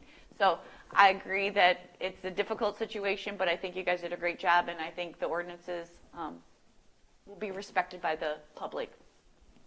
Well, thank you. Commission comments, Mr. Tremblay? I will not be here on April 23rd. Okay, Mr. Montry? Nothing from me. Mr. Dersch? I guess a question, can they defer more than once if in that case, or, okay, I just want to understand how the process works. I know we don't have alternates on planning like BZA, so once we're out, so that's it for me. Okay, Mr. Lake? It's a rarity tonight. I've never seen 2 applicants defer. Yeah. Set a new record. Must not like us up here.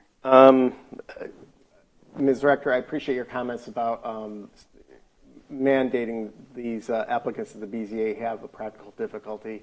They define it. And I just hope that the BZA takes our ordinances seriously. There's a reason for them. And our job is pointless if anybody just wants to fork over $375 and ask for a rubber stamp on their application. So I thank you for everything you're doing here, and hopefully you get better on the BZA. Ms. Ingram? Nothing. Mr. Camper? All right. Ms. Rector? I would say I agree. I hope that we could start looking more in detail on those because we do have 6 items on the BZA for April. Wow. Okay, with that, we'll adjourn the meeting. It is 9:10.